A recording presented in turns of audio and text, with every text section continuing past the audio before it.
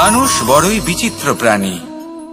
অধিক থেকে অধিকতর ধন লাভ করার চেষ্টায় নিজের শরীরকে নষ্ট করে ফেলেন, নিজের শক্তি হারিয়ে ফেলেন, নিজের সামর্থ্য হারিয়ে ফেলেন। আর যে ধন লাভ করেন সেটা কোথায় যায়? সেই শক্তি, সেই সামর্থ্যকে আবার ফিরে পাওয়ার জন্য। আর কিছু মানুষ জীবন এমন ভাবে যাপন করেন যেন তা কখনোই শেষ হবে না, কিন্তু শেষ তো সবারই হবে। আর যখনই শেষটা কাছে চলে আসে তখন মানুষ এটা বুঝতে পারেন যে সে জীবনকে উপভোগ করেননি। তার কারণটা কি? লালসা। এই লালসা জন্ম দেয় লোভকে, আর এই লোভ জন্ম দেয় আপনারই বিনাশকে। সেই জন্য আজ আপনার কাছে যা কিছু আছে, যেমনটা আছে তার সাথে জীবন যাপন করুন, পূর্ণরূপে যাপন করুন। আপনার কাছে যতই ধন, শক্তি, মান থাকুক, তা সবার মধ্যে ভাগ করতে শিখুন। ভাগ করলে ভালোবাসা বাড়ে, আর এই ভালোবাসা দ্বারা জীবন আরো সুখময় হয়ে ওঠে। তাহলে আসুন আর আমার সাথে ভালোবেসে বলুন, রাধা রাধা। মন। জীবনে যখনই কোনো বস্তু বা সুখ স্বাচ্ছন্দ্য অধিক মাত্রায় আপনার কাছে চলে আসে, তখন নিজেকে শ্রেষ্ঠ মনে করার একটা প্রবণতা দেখা যায়, যা হয় আত্মবিশ্বাসে পরিণত হয়, নয়তো অহংকারে। এবার আত্মবিশ্বাস আর অহংকারের মধ্যে অনেক বড় পার্থক্য রয়েছে। আমি এটা করতে পারি, আমি ওটাও করতে পারি, এ হলো আত্মবিশ্বাস। শুধুমাত্র আমি এটা করতে পারি, শুধুমাত্র আমি ওটাও করতে পারি, আমি হলাম সর্বশ্রেষ্ঠ, এটা হলো অহংকার। এবার এই অহংকার এর ধ্বনি অনেক দূর প্রবাহিত হয়, আর এর প্রহার সর্বপ্রথম আপনাকে বিপর্যস্ত করে। এবার এই অহংকার এর বিপরীত শব্দ হলো বিনয়, অর্থাৎ নিজের ঊর্ধ্বে উঠে অন্যের বিষয় ভাবনা চিন্তা করা, সংসারের বিষয়ে ভাবা। এই বিনয়ী হবার চেষ্টা করুন, একের থেকে অনেক হওয়ার চেষ্টা করুন এবং একসাথে থাকার চেষ্টা করুন। নিশ্চিত রূপেই আপনি বিকাশের কারণ হবেন। মত্ততা থেকে নিজেকে দূরে রাখুন, অহংকার থেকে নিজেকে দূরে রাখুন। এই মন প্রসন্ন হয়ে বলবে, রাধা রাধা।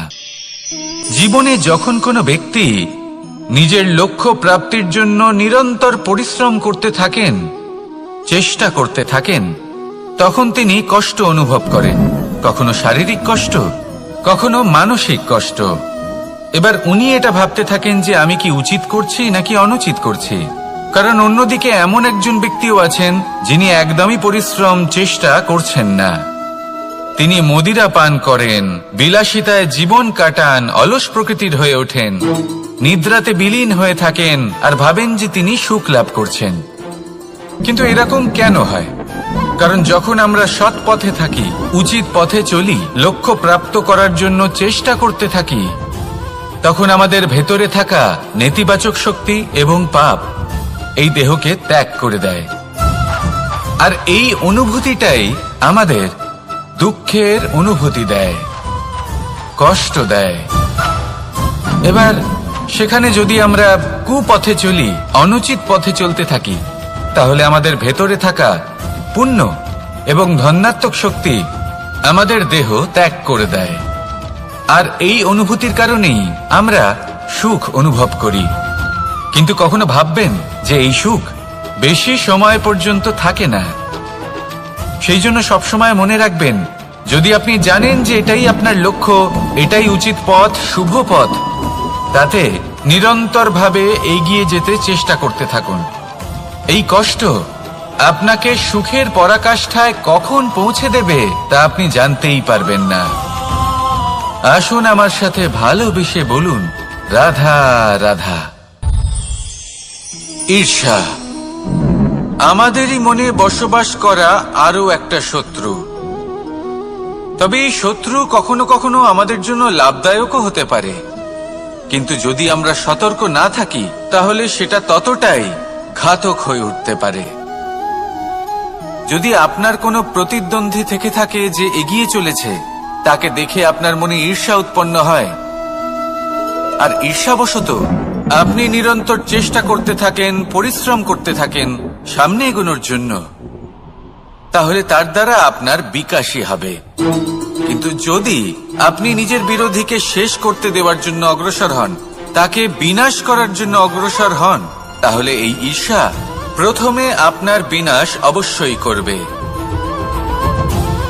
একটা কথা আছে, এটা পশু প্রবৃত্তি, আপনি শুধুই নিজের বিকাশের কথা ভাববেন। তিনিই হলেন প্রকৃত মানুষ, যিনি অন্য মানুষের জন্য প্রাণও দিতে পারেন। এই ঈর্ষা যদি আপনাকে বিকাশের পথে নিয়ে যেতে পারে তাহলে খুবই ভালো। যদি আপনাকে অন্য কাউকে বিনাশ করে দেওয়ার পথে অগ্রসর করে তাহলে তার থেকে দূরে থাকাই ভালো। যেমন ধরুন, আপনার কাছে একটা সূচ আছে যার দ্বারা আপনি ছেঁড়া কাপড়ও সেলাই করতে পারবেন বা অন্য কারোর পাত্রে ছিদ্রও করে দিতে পারবেন। আপনি কি চাইবেন, নিজের বিকাশ নাকি অন্য কারোর বিনাশ? সিদ্ধান্ত আপনারই। আসুন আর আমার সাথে ভালোবেসে বলুন, রাধা রাধা। বিষ এবং অমৃত, এর ভিত্তিতেই সংসার চক্র চলতে থাকে। যখন সমুদ্র মন্থন হয়েছিল তখন এই দুই প্রাপ্ত হয়েছিল। প্রথমে বিষ পাওয়া গেল, তারপর অমৃত। জীবন মন্থন করলেও এগুলো লাভ করা যায়। এবার এই যে বিষ, তা হলো অমৃতের থেকে অনেক বেশি শক্তিশালী এবং সেই জন্যই অনেক বেশি ঘাতকও। এবার বোঝার চেষ্টা করি এই বিষ আসলে কি। যে কোনো বস্তু বা কোনো ভাব যদি মাত্রার থেকে বেশি পরিমাণে আপনার কাছে থাকে, প্রয়োজনের থেকে বেশি আপনার কাছে থাকে, তাহলে সেটা আপনার কাছে বিষ সমান হতে পারে। তা সে ধন হোক, শক্তি হোক, সম্মান হোক, ইত্যাদি ইত্যাদি। যদি আপনার কাছে এমন কিছু থেকে থাকে যা মাত্রার থেকে বেশি পরিমাণে আপনার কাছে আছে, তাহলে তাকে ভাগ করতে শিখুন। যদি আপনি ভাগ করতে শিখে যান তাহলে এই বিষই আপনার জন্য অমৃতে পরিণত হবে, আর তাদের কাছেও অমৃত সমান হয়ে উঠবে যাদের এই সাহায্যের প্রয়োজন। তাহলে ভাগ করে নিতে শিখুন আর আমার সাথে ভালোবেসে বলুন, রাধা রাধা। কোনো বাড়িতে, কোনো পরিবারে যখন কারোর জন্ম হয় তখন তা কত সুখের মুহূর্ত হয়। সেই ছোট্ট সন্তান যখন কিছুটা বড় হয় সে হাঁটার চেষ্টা করে, আর সেই প্রক্রিয়াতেও খুব বড় একটা শিক্ষা লুকিয়ে রয়েছে, ঠেলে দেওয়া। যখন আপনি হাঁটতে চান, সামনে এগোতে চান, তখন আপনি কি করেন? নিজের পায়ের তলার যে মাটি তাকে আপনি পেছনে ঠেলে দেন। ব্যাস, এই একই জিনিস তো জীবনেও শিখতে হবে।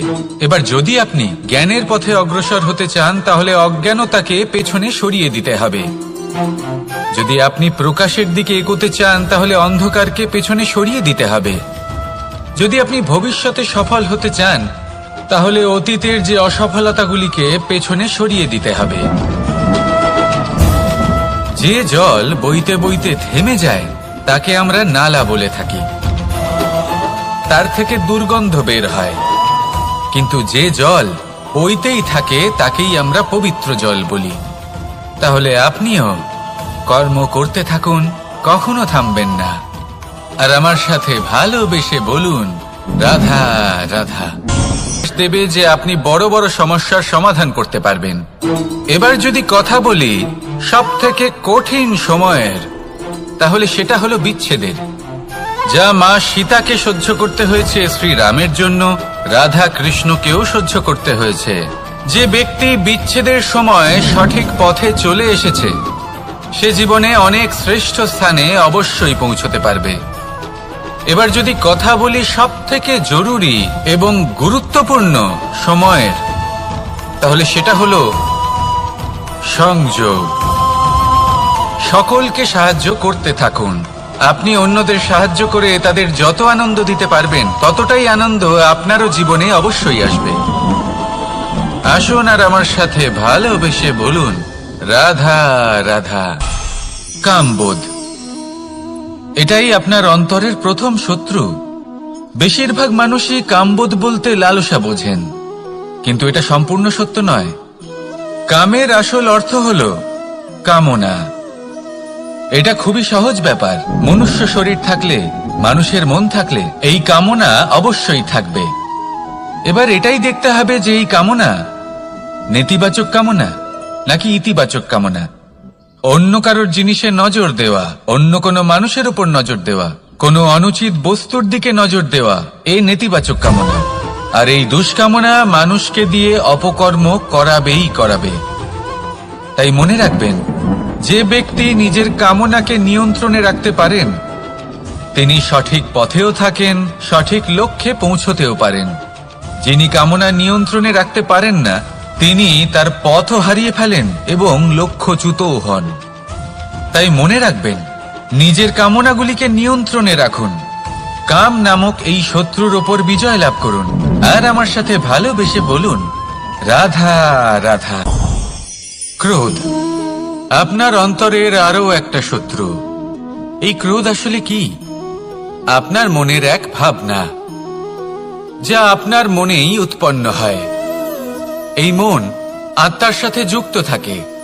এখন একটা ভাবনা যা আত্মার সাথে যুক্ত থাকে তাকে অনুচিত কেন বলা হয় সেটা বোঝার চেষ্টা করুন। ক্রোধ কখনো কখনো জরুরি হয়, বিশেষ রূপে তখন যখন আপনি সঠিক পক্ষে দাঁড়িয়ে রয়েছেন এবং সামনের ব্যক্তি অধর্মের পক্ষে রয়েছেন আর বিনম্রভাবে মানছেন না। যেমন শ্রীরাম ক্রুদ্ধ হয়েছিলেন সাগরের ওপর, ওটা উচিত ছিল। আর তা ততক্ষণই উচিত যতক্ষণ আপনি ক্রোধকে নিয়ন্ত্রণ করছেন। যদি ক্রোধ আপনাকে নিয়ন্ত্রণ করতে শুরু করে তাহলে পরিস্থিতি এমনও হতে পারে, ধরুন একজন ব্যক্তির প্রতি ক্রোধের কারণে আপনি তার ক্ষতি করতে চান। আপনি একটা কয়লা হাতে নিলেন আর সেই কয়লা সামনের ব্যক্তির ক্ষতি করার পূর্বে আপনার হাত জ্বালিয়ে দেবে। ব্যাস, ক্রোধ এটাই করে। সর্বপ্রথম আপনার ক্ষতি করে, আপনার বিবেক হরণ করে নেয়। আপনি আপনার নিয়ন্ত্রণ হারিয়ে ফেলেন আর সবকিছু নষ্ট হয়ে যায়। বেশিরভাগ মানুষ ক্রোধে এমন সিদ্ধান্ত নেন যে সেটা তাদেরই বিনাশের কারণ হয়ে দাঁড়ায়। আর কিছু মানুষ বলেন যে আমাদের জীবনে এত যন্ত্রণা আছে, এত সংকট আছে যে ক্রোধ উৎপন্ন হবেই। আর এরকম সময় এটাই উচিত হবে যে আপনি নিজেকে ক্রোধের থেকে দূরে রাখুন আর তারপর সমস্যার নিবারণ করুন। আর এই নিবারণই আপনার জীবনকে একটা শ্রেষ্ঠ স্তরে পৌঁছে দেবে। তাহলে ক্রোধ থেকে দূরে থাকুন, সুপ্রসন্ন থাকুন আর আমার সাথে ভালোবেসে বলুন, রাধা রাধা। লোভ আপনার অন্তরের আরো একটা শত্রু। দেখতে গেলে এটা একটা শব্দ, একটা সংস্কৃত শব্দ। লব ধাতু থেকে উৎপন্ন হয়েছে। এর অর্থ কিছু লাভ করা। কিছু লাভ করা অনুচিত নয়, আরো কিছু লাভ করাও অনুচিত নয়, কিন্তু সব থেকে বেশি আমি লাভ করব। আমি আরো চাই, আরো বেশি চাই, আরো বেশি পেতে চাই। এটাই হলো লোভ। আর এই লোভ যখন গ্রাস করে তখন আপনি যা পেতে চান, সে ধনই হোক বা মানই হোক, তা অর্জন করার জন্য মানুষ যে কোনো স্তরে পৌঁছে যেতে পারে। যদি মানুষ ধন অর্জন করতে চান তাহলে তার জন্য তারা অধর্মের পথেও চলতে পারেন। যদি সম্মান অর্জন করতে চান তাহলে অন্য মানুষকে ছোটও করতে পারেন। শেষ পর্যন্ত আপনার এটা মনে হতে পারে যে যদি একটু অল্পই প্রাপ্ত করতাম কিন্তু ভালোবেসে প্রাপ্ত করতাম, এই জীবন আরো অনেক বেশি সুখী হতো। লোভ আপনার জীবনে, আপনার মনে কখন যে প্রবেশ করবে সেটা আপনি জানতেও পারবেন না। তাই এটা চিনতে শিখুন আর তৎক্ষণাৎ জীবন থেকে বাইরে ফেলে দিন। যা কিছু লাভ করতে চান তা ভালোবেসে লাভ করুন আর সেই ভালোবাসার সাথেই বলুন, রাধা রাধা। মোহ আপনার অন্তরের আরো একটা শত্রু। এবার মানুষ প্রেম আর মোহের মধ্যে পার্থক্য বুঝতে পারে না। কিছু মানুষ ভাবে যে মোহর মধ্যে খারাপ কি আছে। যদি কোনো মানুষের তার বাবা মার প্রতি, তার সন্তানের প্রতি মোহ থাকে তবে খারাপ কি আছে? খারাপ আছে, আর সেটা তাদের জন্য খারাপ হতে পারে যাদের প্রতি আপনার এই মোহ আছে। এবার মোহ, এই দুই পরিস্থিতিতেই আপনার হাত প্রসারিত থাকে। মোহের ক্ষেত্রে কোনো বস্তু বা কোনো ব্যক্তিকে লাভ করার জন্য, আর প্রেমে শুধুই প্রদান করার জন্য। মোহর বশে আপনার পায়ে বাঁধন পড়ে যেতে পারে। যদি মাতা পিতার তার সন্তানের প্রতি মোহ থাকে তাহলে তারা তাদের সন্তানকে কখনো দুঃখে, চিন্তায়, যন্ত্রণায় দেখতেই পারবে না। সেই জন্য তারা সন্তানকে বেঁধে রাখতে চান একটা সুরক্ষিত ক্ষেত্রে, যেখান থেকে না তারা সংসারকে দেখতে পায়, না পরখ করতে পারে, না কিছু শিখতে পারে, না বিকট পরিস্থিতির সম্মুখীন হতে পারে। ঠিক যে কারণে তারা দুর্বল হয়ে পড়ে, অজ্ঞানী হয়ে ওঠে। তাদের বিকাশ সেখানেই স্তব্ধ হয়ে যায়, আর সেখানে প্রেম শুধুমাত্র বিকাশের পথে নিয়ে যায়। মা বাবা যদি সন্তানকে ভালোবাসেন তাহলে তাকে ছেড়ে দেন যে যাও সংসারকে দেখো, পরখ করো আর শেখো। কিভাবে এর সাথে লড়াই করতে হবে সেটা নিজে শেখো। নিজের শক্তি নিজেই বাড়িয়ে তোলো, নিজের পথ চয়ন করো। সেই জন্য এই মোহর শিকল ভেঙে ফেলুন আর প্রেমকে আপন করে নিন। আর এই প্রেম দ্বারাই বলুন রাধা রাধা। এই সংসারে এমন অনেক ব্যক্তি আছেন যারা নিজেদের প্রসন্নতার জন্য স্বার্থপরতার সীমা পার করে যেতে পারেন। নিজে সুখ লাভ করার জন্য অন্যকে দুঃখ দিতে পারেন। ওনাদের কারোর প্রতি কোনো টান নেই, না সমাজের প্রতি, না আপনজনদের প্রতি, না ঈশ্বরের প্রতি। এবার দেখুন, মানুষ যদি কাউকে ভয় নাও পায়, তাও নিজের কর্মের কথা মনে করে অবশ্যই ভয় পাওয়া উচিত। কারণ আপনি যা কর্মই করুন তার ফল নিজে থেকে আপনার কাছে আসবেই, নিশ্চিত রূপে আসবে। তার থেকে আপনি পালাতে পারবেন না। কেউ নিজের কর্মফলের হাত থেকে বাঁচতে পারে না। স্বয়ং মহাদেবকেও ওনার কর্মফল ভোগ করতে হয়েছিল। উনি কিছু না ভেবেই ভস্মাসুরকে বর দিয়েছিলেন। তার পরিণাম স্বরূপ যেটা হলো যে ওই ভস্মাসুর, যাকে মহাদেব বরদান করেছিলেন, তার হাত থেকে নিজের প্রাণ বাঁচিয়ে ওনাকে পালাতে হলো। এই সংসারে এমন কেউ নেই যে নিজের কর্মফলের হাত থেকে বাঁচতে পারে। সবসময় এটা ভেবে দেখুন যে কর্মটা আপনি করছেন সেটা শ্রেষ্ঠ কি না। এমন কর্ম করুন যেটা আপনাকে জীবনে এগিয়ে নিয়ে যাবে। নিজেকে সৎ পথে রাখুন, কিন্তু এটাও সুনিশ্চিত করুন যে জীবনে যে কর্ম আপনি করছেন তাতে অন্য ব্যক্তির উপর কি প্রভাব পড়ছে, তাতে উনি দুঃখ পাচ্ছেন না তো। যদি আপনি যা করছেন তাতে সবার মঙ্গল হয়ে থাকে, তাহলে আপনার কাউকে ভয় পাওয়ার কোনো প্রয়োজন নেই। না কালকে ভয় পাবেন, না মহাকালকে। আসুন আমার সাথে ভালোবেসে বলুন রাধা রাধা। জীবনে যখনই আমরা কোনো বিশেষ মানুষের সাথে পরিচিত হই, তখন তার ব্যক্তিত্বের বিষয়ে আমাদের একটি নিজস্ব দৃষ্টিভঙ্গি তৈরি হয়। তা সে ভালো হোক বা মন্দ, আমরা নিজেদের দৃষ্টিভঙ্গি, নিজেদের ধারণা বানিয়ে ফেলি। কিন্তু আপনি কি নিশ্চিত রূপে বলতে পারেন যে এই যে আপনার দৃষ্টিভঙ্গি, সেটাই সেই ব্যক্তির পূর্ণ সত্য? সেই ব্যক্তি সত্যিই সেরকমই? বোঝার জন্য আপনাকে সেই ব্যক্তির কাছাকাছি থাকতে হবে। তিনি কতটা অহংকারী বা কতটা সজ্জন সেটা বোঝার জন্য আপনাকে সেই ব্যক্তিকে সম্মান দিয়ে দেখতে হবে। সেই ব্যক্তি কতটা লোভী বা কতটা সরল সেটা বোঝার জন্য তাকে ধন দিয়ে দেখতে হবে। সেই ব্যক্তির কতগুলো খারাপ গুণ আছে সেটা বোঝার জন্য সেই ব্যক্তিকে স্বাধীনতা দিয়ে দেখতে হবে। তবেই তাকে আপনি বুঝতে পারবেন। যে কোনো মানুষকে বোঝা, তার ব্যক্তিত্ব বুঝে ওঠা এতটা সহজ কাজ নয়। যতক্ষণ কোনো ব্যক্তির ব্যক্তিত্ব সম্পর্কে স্পষ্ট ধারণা না হয়, ততক্ষণ সেই ব্যক্তির সাথে সম্পর্কে অগ্রসর হওয়া উচিত হবে না। আসুন আমার সাথে ভালোবেসে বলুন রাধা রাধা। এই সংসারের দুটি সব থেকে শক্তিশালী শব্দ হল নীরবতা এবং প্রসন্নতা। এই দুটি সব থেকে বেশি কঠিনও। এবার আপনি বলবেন এতে কঠিনের কি আছে? না, ক্ষেত্র বিশেষে নিজে নীরব থাকা হলো অত্যন্ত কঠিন। আর তার থেকেও বেশি কঠিন হলো বিকট পরিস্থিতিতে নিজেকে প্রসন্ন রাখা। কিন্তু যদি আপনি এটা শিখে যান, তাহলে এই নীরবতাই আপনাকে জীবনে অনেক বড় বড় সমস্যার হাত থেকে বাঁচাবে। এই প্রসন্নতা আপনাকে বিকটতর পরিস্থিতি থেকে বেরিয়ে আসতে শক্তি যোগাবে। তাই এই গুণ আত্মসাৎ করুন আর আমার সাথে ভালোবেসে বলুন রাধা রাধা।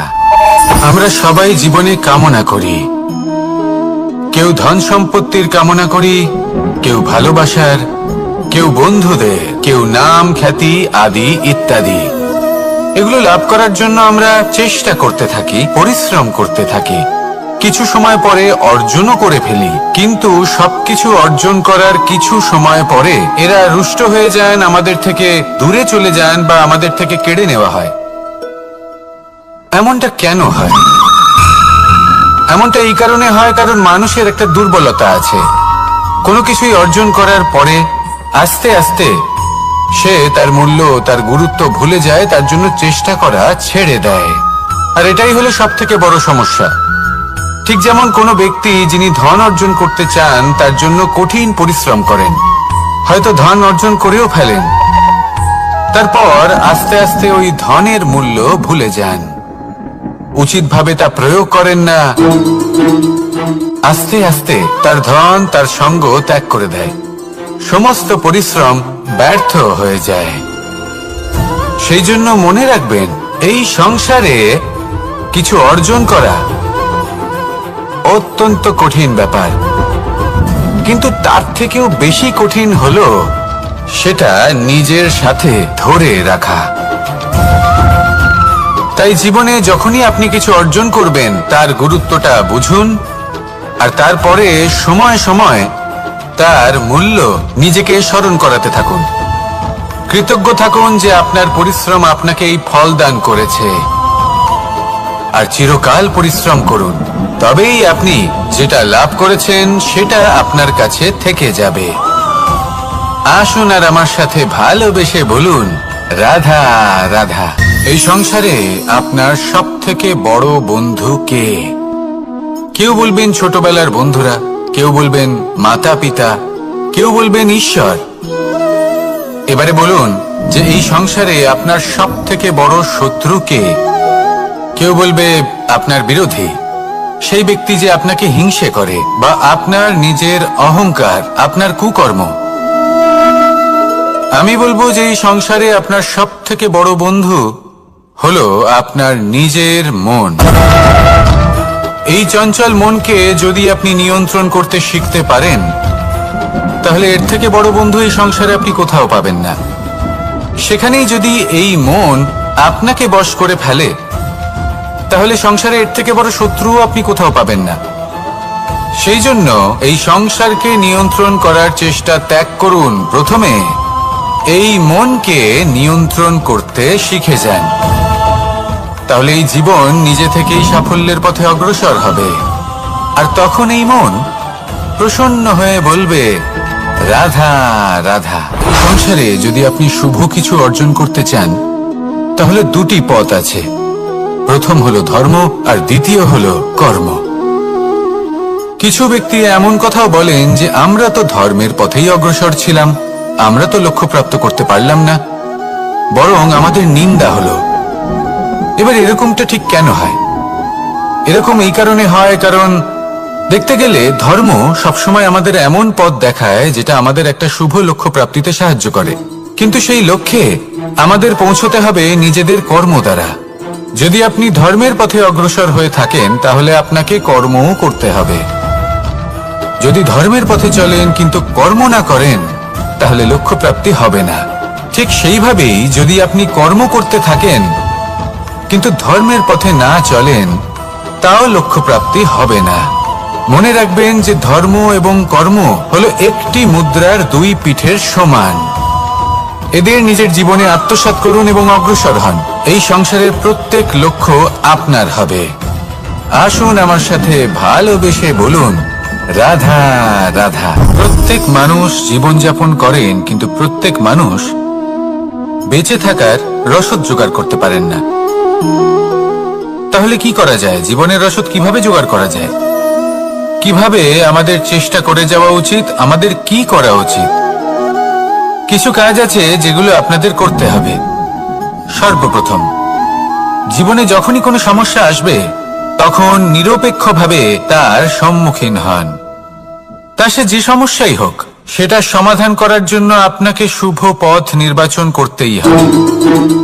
তারপরে যদি আপনার হাতে কখনো ক্ষমতা আসে, সেই মুহূর্তে আরো বেশি বিনম্র থাকতে হবে। আপনি ধন অর্জন করলে তখন অহংকার জাগ্রত হতে দিলে চলবে না। আপনি যদি শক্তিশালী হয়ে ওঠেন, তাও অহংকার জাগ্রত হলে চলবে না।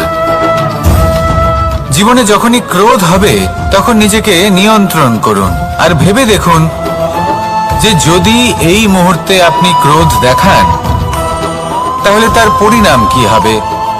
এর ফলে কি কিছু শুভ ঘটনা ঘটবে নাকি অশুভ কিছু ঘটবে?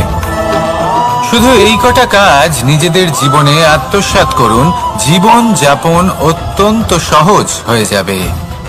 আসুন আমার সাথে ভালোবেসে বলুন, রাধা। মানুষ বড়ই বিচিত্র প্রাণী। অধিক থেকে অধিকতর ধন লাভ করার চেষ্টায় নিজের শরীরকে নষ্ট করে ফেলেন, নিজের শক্তি হারিয়ে ফেলেন, নিজের সামর্থ্য হারিয়ে ফেলেন। আর যে ধন লাভ করেন সেটা কোথায় যায়? সেই শক্তি, সেই সামর্থ্যকে আবার ফিরে পাওয়ার জন্য। আর কিছু মানুষ জীবন এমন ভাবে যাপন করেন যেন তা কখনোই শেষ হবে না। কিন্তু শেষ তো সবারই হবে। আর যখনই শেষটা কাছে চলে আসে তখন মানুষ এটা বুঝতে পারেন যে সে জীবনকে উপভোগ করেন। তার কারণটা কি? লালসা। এই লালসা জন্ম দেয় লোভকে, আর এই লোভ জন্ম দেয় আপনারই বিনাশকে। সেই জন্য আজ আপনার কাছে যা কিছু আছে, যেমনটা আছে তার সাথে জীবন যাপন করুন, পূর্ণরূপে যাপন করুন। আপনার কাছে যতই ধন, শক্তি, মান থাকুক, তা সবার মধ্যে ভাগ করতে শিখুন। ভাগ করলে ভালোবাসা বাড়ে, আর এই ভালোবাসা দ্বারা জীবন আরো সুখময় হয়ে ওঠে। তাহলে আসুন আর আমার সাথে ভালোবেসে বলুন, রাধা রাধা। মন। জীবনে যখনই কোনো বস্তু বা সুখ স্বাচ্ছন্দ্য অধিক মাত্রায় আপনার কাছে চলে আসে, তখন নিজেকে শ্রেষ্ঠ মনে করার একটা প্রবণতা দেখা যায়, যা হয় আত্মবিশ্বাসে পরিণত হয়, নয়তো অহংকারে। এবার আত্মবিশ্বাস আর অহংকারের মধ্যে অনেক বড় পার্থক্য রয়েছে। আমি এটা করতে পারি, আমি ওটাও করতে পারি, এ হলো আত্মবিশ্বাস। শুধুমাত্র আমি এটা করতে পারি, শুধুমাত্র আমি ওটাও করতে পারি, আমি হলাম সর্বশ্রেষ্ঠ, এটা হলো অহংকার। এবার এই অহংকার এর ধ্বনি অনেক দূর প্রবাহিত হয়, আর এর প্রহার সর্বপ্রথম আপনাকে বিপর্যস্ত করে। এবার এই অহংকার এর বিপরীত শব্দ হলো বিনয়, অর্থাৎ নিজের ঊর্ধ্বে উঠে অন্যের বিষয় ভাবনা চিন্তা করা, সংসারের বিষয় ভাবা। এই বিনয়ী হবার চেষ্টা করুন, একের থেকে অনেক হওয়ার চেষ্টা করুন এবং একসাথে থাকার চেষ্টা করুন। নিশ্চিত রূপেই আপনি বিকাশের কারণ হবেন। মত্ততা থেকে নিজেকে দূরে রাখুন, অহংকার থেকে নিজেকে দূরে রাখুন। এই মন প্রসন্ন হয়ে বলবে, রাধা রাধা। জীবনে যখন কোনো ব্যক্তি নিজের লক্ষ্য প্রাপ্তির জন্য নিরন্তর পরিশ্রম করতে থাকেন, চেষ্টা করতে থাকেন, তখন তিনি কষ্ট অনুভব করেন, কখনো শারীরিক কষ্ট, কখনো মানসিক কষ্ট। এবার উনি এটা ভাবতে থাকেন যে আমি কি উচিত করছি নাকি অনুচিত করছি। কারণ অন্যদিকে এমন একজন ব্যক্তিও আছেন যিনি একদমই পরিশ্রম, চেষ্টা করছেন না। তিনি মদিরা পান করেন, বিলাসিতায় জীবন কাটান, অলস প্রকৃতির হয়ে ওঠেন, নিদ্রাতে বিলীন হয়ে থাকেন আর ভাবেন যে তিনি সুখ লাভ করছেন। কিন্তু এরকম কেন হয়? কারণ যখন আমরা সৎ পথে থাকি, উচিত পথে চলি, লক্ষ্য প্রাপ্ত করার জন্য চেষ্টা করতে থাকি, তখন আমাদের ভেতরে থাকা নেতিবাচক শক্তি এবং পাপ এই দেহকে ত্যাগ করে দেয়। আর এই অনুভূতিটাই আমাদের দুঃখের অনুভূতি দেয়, কষ্ট দেয়। এবার সেখানে যদি আমরা কুপথে চলি, অনুচিত পথে চলতে থাকি, তাহলে আমাদের ভেতরে থাকা পুণ্য এবং ধনাত্মক শক্তি আমাদের দেহ ত্যাগ করে দেয়। আর এই অনুভূতির কারণেই আমরা সুখ অনুভব করি। কিন্তু কখনো ভাববেন যে এই সুখ বেশি সময় পর্যন্ত থাকে না। সেই জন্য সবসময় মনে রাখবেন, যদি আপনি জানেন যে এটাই আপনার লক্ষ্য, এটাই উচিত পথ, শুভ পথ, তাতে নিরন্তরভাবে এগিয়ে যেতে চেষ্টা করতে থাকুন। এই কষ্ট আপনাকে সুখের পরাকাষ্ঠায় কখন পৌঁছে দেবে তা আপনি জানতেই পারবেন না। আসুন আমার সাথে ভালোবেসে বলুন, রাধা রাধা। ঈর্ষা আমাদেরই মনে বসবাস করা আরো একটা শত্রু। তবে এই শত্রু কখনো কখনো আমাদের জন্য লাভদায়কও হতে পারে, কিন্তু যদি আমরা সতর্ক না থাকি তাহলে সেটা ততটাই ঘাতক হয়ে উঠতে পারে। যদি আপনার কোনো প্রতিদ্বন্দ্বী থেকে থাকে যে এগিয়ে চলেছে, তাকে দেখে আপনার মনে ঈর্ষা উৎপন্ন হয়, আর ঈর্ষাবশত আপনি নিরন্তর চেষ্টা করতে থাকেন, পরিশ্রম করতে থাকেন সামনে এগোনোর জন্য, তাহলে তার দ্বারা আপনার বিকাশই হবে। কিন্তু যদি আপনি নিজের বিরোধীকে শেষ করতে দেওয়ার জন্য অগ্রসর হন, তাকে বিনাশ করার জন্য অগ্রসর হন, তাহলে এই ঈর্ষা প্রথমে আপনার বিনাশ অবশ্যই করবে। একটা কথা আছে, এটা পশু প্রবৃত্তি, আপনি শুধুই নিজের বিকাশের কথা ভাববেন। তিনিই হলেন প্রকৃত মানুষ, যিনি অন্য মানুষের জন্য প্রাণও দিতে পারেন। এই ঈর্ষা যদি আপনাকে বিকাশের পথে নিয়ে যেতে পারে তাহলে খুবই ভালো। যদি আপনাকে অন্য কাউকে বিনাশ করে দেওয়ার পথে অগ্রসর করে তাহলে তার থেকে দূরে থাকাই ভালো। যেমন ধরুন, আপনার কাছে একটা সূচ আছে যার দ্বারা আপনি ছেঁড়া কাপড়ও সেলাই করতে পারবেন বা অন্য কারোর পাত্রে ছিদ্রও করে দিতে পারবেন। আপনি কি চাইবেন, নিজের বিকাশ নাকি অন্য কারোর বিনাশ? সিদ্ধান্ত আপনারই। আসুন আর আমার সাথে ভালোবেসে বলুন, রাধা রাধা। বিষ এবং অমৃত, এর ভিত্তিতেই সংসার চক্র চলতে থাকে। যখন সমুদ্র মন্থন হয়েছিল তখন এই দুই প্রাপ্ত হয়েছিল। প্রথমে বিষ পাওয়া গেল, তারপর অমৃত। জীবন মন্থন করলেও এগুলো লাভ করা যায়। এবার এই যে বিষ, তা হলো অমৃতের থেকে অনেক বেশি শক্তিশালী এবং সেই জন্যই অনেক বেশি ঘাতকও। এবার বোঝার চেষ্টা করি এই বিষ আসলে কি। যে কোনো বস্তু বা কোনো ভাব যদি মাত্রার থেকে বেশি পরিমাণে আপনার কাছে থাকে, প্রয়োজনের থেকে বেশি আপনার কাছে থাকে, তাহলে সেটা আপনার কাছে বিষ সমান হতে পারে। তা সে ধন হোক, শক্তি হোক, সম্মান হোক, ইত্যাদি ইত্যাদি। যদি আপনার কাছে এমন কিছু থেকে থাকে যা মাত্রার থেকে বেশি পরিমাণে আপনার কাছে আছে, তাহলে তাকে ভাগ করতে শিখুন। যদি আপনি ভাগ করতে শিখে যান তাহলে এই বিষই আপনার জন্য অমৃতে পরিণত হবে, আর তাদের কাছেও অমৃত সমান হয়ে উঠবে যাদের এই সাহায্যের প্রয়োজন। তাহলে ভাগ করে নিতে শিখুন আর আমার সাথে ভালোবেসে বলুন, রাধা রাধা। কোনো বাড়িতে, কোনো পরিবারে যখন কারোর জন্ম হয় তখন তা কত সুখের মুহূর্ত হয়।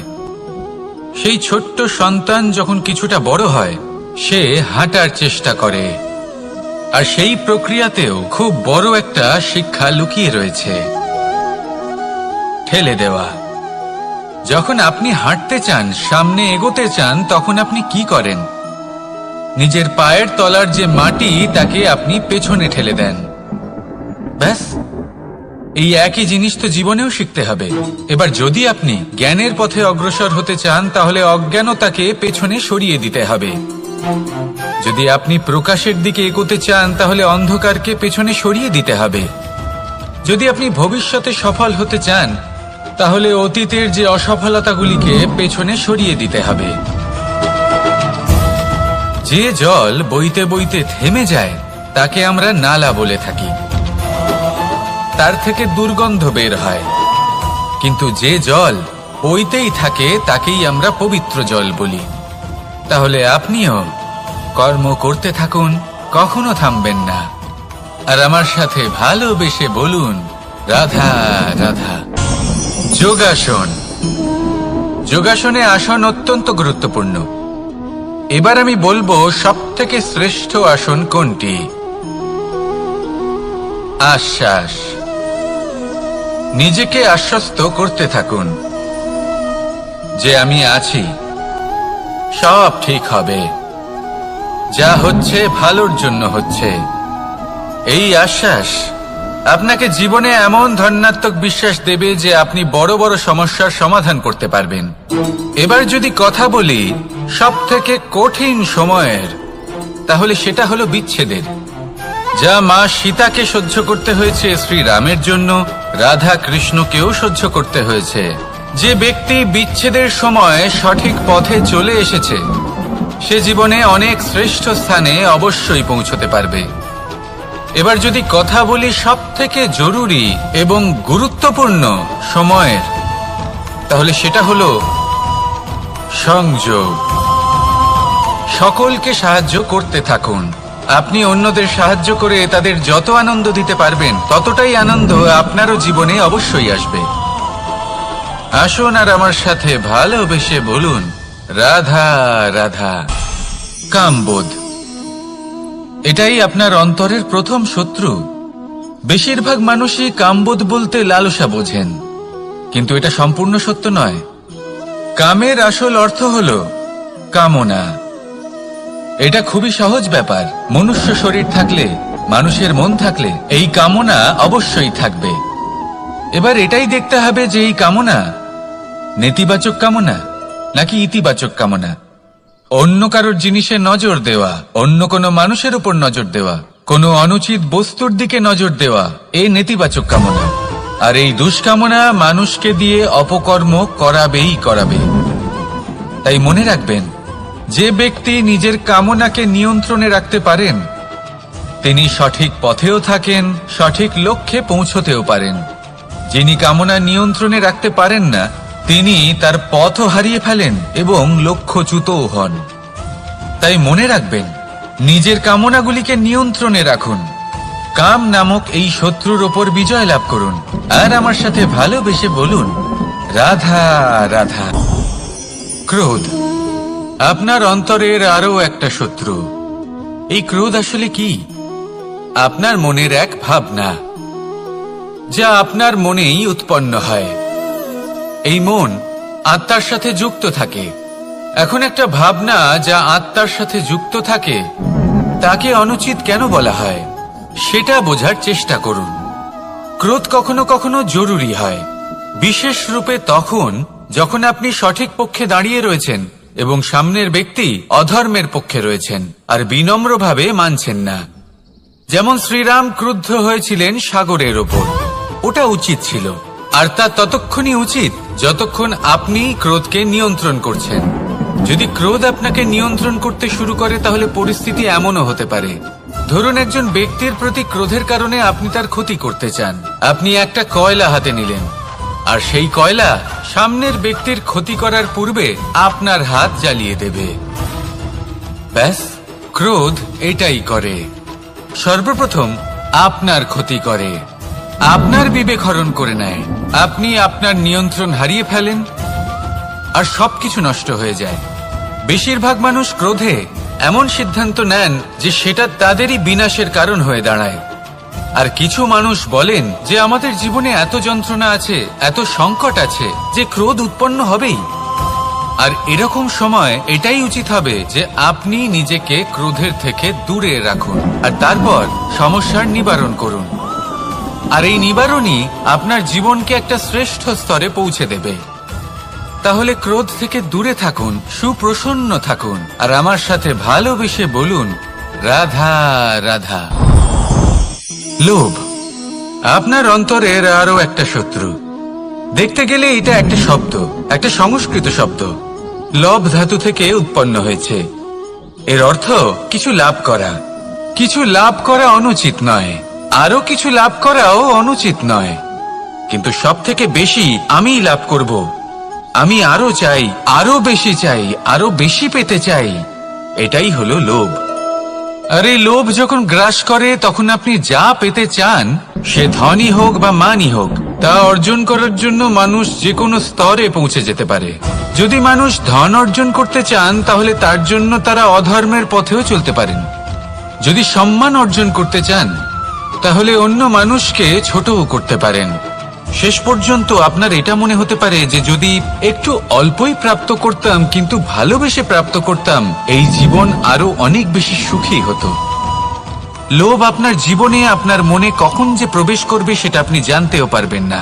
তাই এটা চিনতে শিখুন আর তৎক্ষণাৎ জীবন থেকে বাইরে ফেলে দিন। যা কিছু লাভ করতে চান তা ভালোবেসে লাভ করুন আর সেই ভালোবাসার সাথেই বলুন, রাধা রাধা।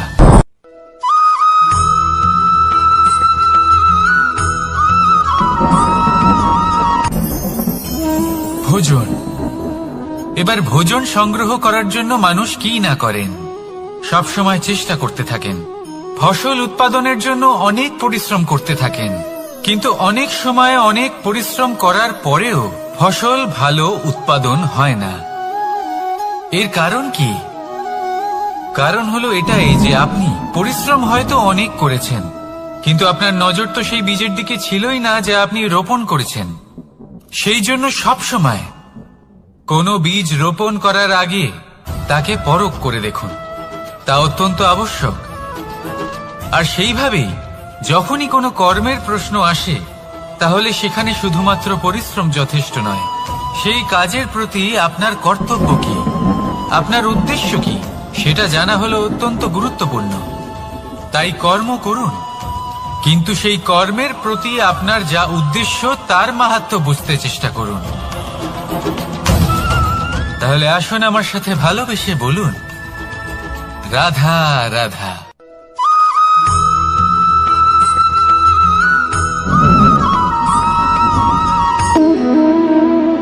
সম্পর্ক হলো আমাদের জীবনের একটি আধার। কিছু সম্পর্ক এমন যা আমরা জন্মসূত্রে লাভ করি, যেমন পরিবার, মা, বাবা। কিছু সম্পর্ক আছে যা আমরা জীবনে অর্জন করে থাকি, তা সে প্রেমের হোক, স্নেহের হোক বা বন্ধুত্বের। এই সকল সম্পর্ক লাভ করার বা গড়ে তোলার 5টি ধাপ রয়েছে। প্রথম ধাপ, কোনো ব্যক্তির সাথে আলাপ হওয়া, তার সাথে কথা বলা বা তাকে দেখা। দ্বিতীয় ধাপ, সে ব্যক্তিকে আমাদের ভালো লাগা। তৃতীয় ধাপ, আমাদের এটা চাইতে শুরু করা যে জীবনে এই ব্যক্তি যেন আমাদের বন্ধু হন, আমাদের জীবনে থাকেন, বা আমাদের কাউকে ভালোবেসে ফেলা। আর এটা আমাদের ভাবা বা চাওয়া যে সেই ব্যক্তি যেন আজীবন আমার সাথে থাকেন, আমার জীবনে আমার সাথী হয়ে। চতুর্থ ধাপ, লাভ করা। এবার এই ধাপটি অনেক মানুষের পক্ষেই খুবই সরল হয়, বড়ই সরলভাবে নিজেদের সঙ্গীকে লাভ করে থাকেন। কিছু মানুষের জন্য এই ধাপ অত্যন্ত কঠিন হয়ে থাকে। অনেক প্রতিকূল পরিস্থিতির উপর জয়লাভ করে তারা সঙ্গীকে লাভ করেন, কিন্তু লাভ অবশ্যই করেন। এরপরে আসে পঞ্চম, অন্তিম এবং সব থেকে গুরুত্বপূর্ণ ধাপ। সেটা হলো সেই সম্পর্ক পালন করা।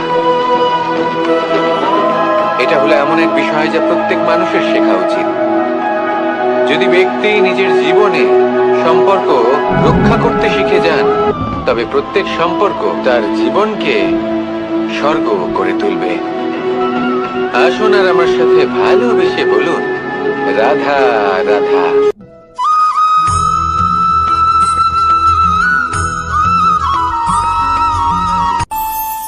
আমাদের মনে যখন কোনো প্রশ্ন ওঠে, কোনো দ্বন্দ্ব জাগে, তখন আমরা যাই আমাদের গুরুর কাছে, আমাদের আরাধ্যের কাছে গিয়ে জিজ্ঞেস করি। এইভাবেই একদিন আমি পৌঁছলাম আমার আরাধ্যের কাছে, আমার মহাদেবের কাছে, আর ওনাকে প্রশ্ন করলাম। এভাবেই পাথরের ছোট টুকরো, তার খুব বেশি গুরুত্ব থাকে না, কিন্তু যখন অসংখ্য পাথরের টুকরো একত্রিত হয় তখন তা পর্বতের আকার ধারণ করে।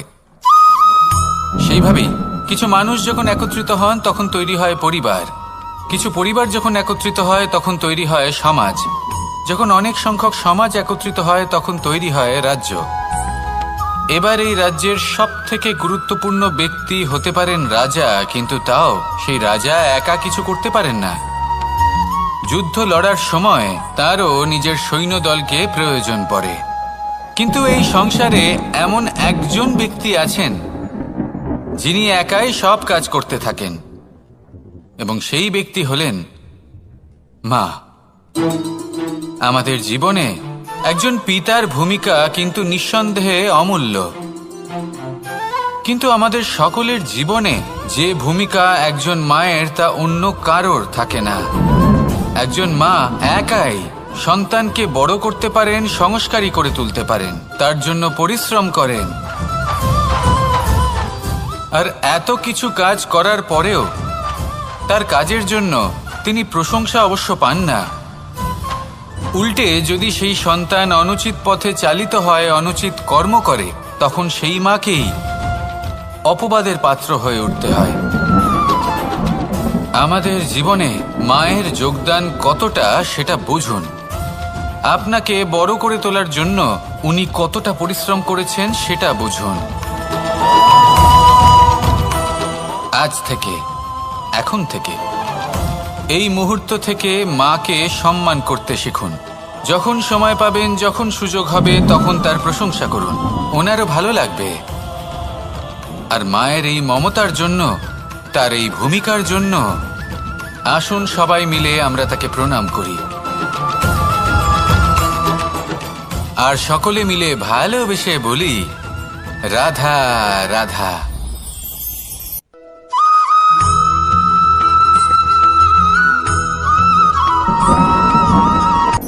এই সংসারে সাফল্য লাভ করার জন্য জ্ঞানের প্রয়োজন হয়, পরিশ্রমের প্রয়োজন হয়, দৃঢ় নিষ্ঠার প্রয়োজন হয়, নিরন্তর চেষ্টা করা প্রয়োজনীয়। কিন্তু আরো কিছু আছে যা অত্যন্ত প্রয়োজনীয় এবং গুরুত্বপূর্ণ। তা হলো ভালো বন্ধু। তাদের থাকা অত্যন্ত প্রয়োজনীয়। যদি ভালো বন্ধু থাকে তাহলে সময় এলে তারা ঢাল হয়ে আপনাকে সুরক্ষা করবেন। সময় এলে অস্ত্রের মতো শত্রুকে সংহারও করবেন। যদি তিনি জ্ঞানী হন, তাদের মধ্যে সদ্গুণ থাকে, তাহলে এই সব গুণ আপনার মধ্যেও প্রবেশ করবে। তাহলে সাফল্যের জন্য ভালো বন্ধু পাওয়া অত্যন্ত প্রয়োজনীয়। কিন্তু শুধু বন্ধু কেন, ভালো শত্রুও থাকা প্রয়োজনীয়। এবার আপনি ভাববেন, এ আমি কি বললাম? যদি আপনার জীবনেও ভালো অর্থাৎ শক্তিশালী শত্রু থাকে, তাহলে আপনিও শক্তিশালী হতে থাকবেন। এই শত্রু আপনাকে প্রেরিত করবে আরো বেশি শক্তিশালী হয়ে ওঠার। কখনো কোনো হরিণকে দেখুন, তীব্র গতিতে দৌড়তে থাকে। কেন তীব্র গতিতে দৌড়য়? এই কারণে নয় যে কোথাও তার জন্য মধুর ঘাস অপেক্ষা করে রয়েছে, না। সে এই কারণে তীব্র গতিতে দৌড়য় কারণ সেটা না করলে তার পেছনে একটি সিংহ আছে যে ওকে নিজের ভোজন করে ফেলবে। তাই জীবনে বিপদ, সংকট, এই সব কিছুও হলো অত্যন্ত গুরুত্বপূর্ণ। তার সম্মুখীন হতে শিখুন আর আমার সাথে ভালোবেসে বলুন, রাধা রাধা।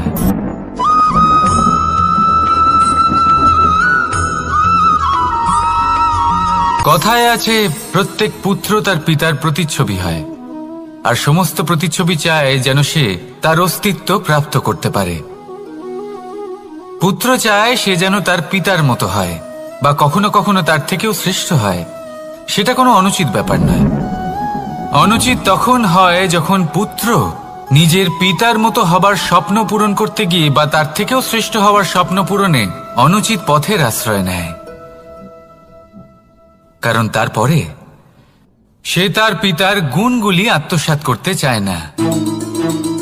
সে শুধুই এটা চায় যে সংসারের চোখে যেন আমি শ্রেষ্ঠ প্রমাণিত হই। এটা অনুচিত। সংসারে এমন অনেক মানুষ আছেন যারা এই কারণে শ্রেষ্ঠ হওয়ার চেষ্টা করেন যাতে তার পরিবারের, তার পিতার সম্মান বৃদ্ধি পায়। এমনও মানুষ থাকেন, আর এটাই হলো পার্থক্য উদ্দেশ্যের। মনে রাখবেন, যদি আপনার উদ্দেশ্য শুভ হয় তাহলে পথও শুভ হবে, যদি আপনার উদ্দেশ্য অশুভ হয় তাহলে পথও অশুভ হবে। তাহলে নিজের পিতার মতো হবার চেষ্টা অবশ্যই করুন, তার থেকেও শ্রেষ্ঠ হওয়ার চেষ্টা অবশ্যই করুন, কিন্তু মনে রাখবেন আপনার সংকল্প আর আপনার উদ্দেশ্য এই দুই শুভ হওয়া উচিত। তাহলে আসুন আর আমার সাথে ভালোবেসে বলুন, রাধা রাধা।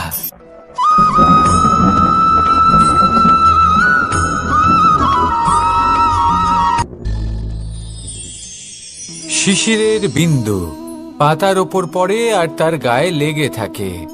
পাতা তাকে শুষে নিতে পারে না, আর শেষ পর্যন্ত সে ঝরে পড়ে যায়।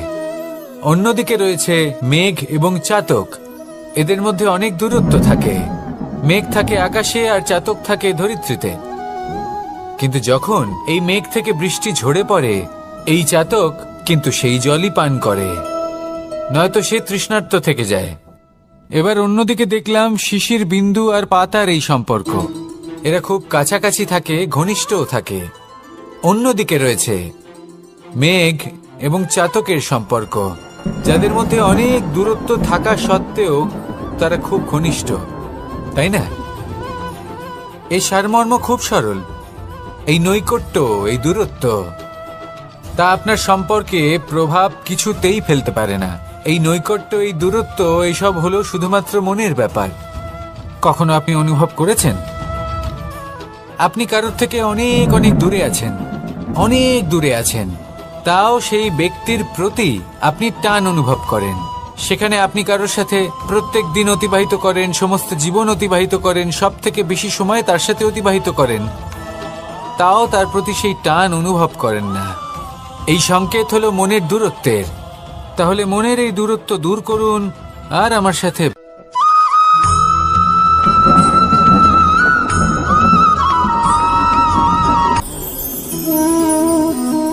শক্তি এক অত্যন্ত বিচিত্র বস্তু, বা বলতে পারেন অনুভূতি। পিতা সবসময় চান যেন তিনি তার শক্তি পুত্রকে। আসুন আপনাকে সহজে বোঝাই।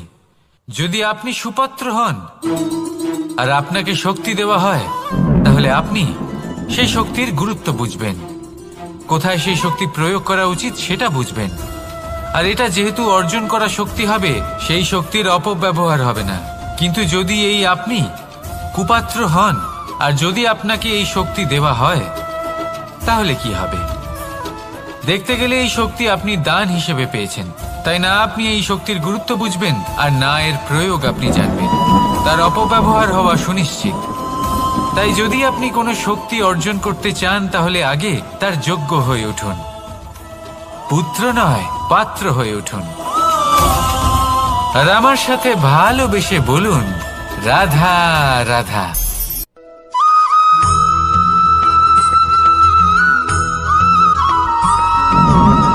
ভালো। শুধু ওনাদের কঠোর ব্যবহার দেখলে আমরা একটু ভয় পেয়ে যাই। এবার ওনাদের এই কঠোর ব্যবহার আমাদের ভালো না লাগলেও অত্যন্ত আবশ্যক, কারণ মাতার থেকে আমরা যে শক্তি লাভ করি তা যেন নিয়ন্ত্রণ হারিয়ে বিধ্বংসী না হয়ে ওঠে। আমরা যেন কোনো কুপথে না চলে যাই, আমরা কখনো যেন দোষ না করে ফেলি। শুধু সেই জন্য পিতা এবং গুরু একটু কঠোর হয়ে ওঠেন, এবং ওনাদের এই কঠোর আচরণ ভবিষ্যতে গিয়ে আমরা অবশ্যই বুঝতে পারি। জীবনে কিছু বছর আমরা এগিয়ে যাই আর তারপর আমরা বুঝতে পারি যে বাবা এবং গুরু আমাদের যথেষ্ট ভালোবাসতেন, কিন্তু ওনাদের ভালোবাসার বহিঃপ্রকাশ আলাদা। প্রয়োজনীয় হলো এটা দেখার, এটা বোঝার যে শুরু থেকে আমাদের প্রতি ওনাদের আচরণ কেমন ছিল। ওনাদের কঠোর হওয়ার পেছনে ওনাদের ভালোবাসাটা বোঝার চেষ্টা করুন, ওনাদের চিন্তাটা বোঝার চেষ্টা করুন, ওনাদের পথপ্রদর্শনের আড়ালে আপনার ভবিষ্যতের জন্য যে পরিকল্পনা ওনারা করেছেন সেটা বোঝার চেষ্টা করুন। তখন আপনারা বুঝতে পারবেন ওনাদের ভালোবাসাকে। আপনার মনের মধ্যে আপনা থেকেই ওনাদের প্রতি সম্মান জেগে উঠবে। নিজের পিতা এবং নিজের গুরু এই দুজনের প্রতি কৃতজ্ঞতা প্রকাশ করুন আর আমার সাথে ভালোবেসে বলুন, রাধা রাধা।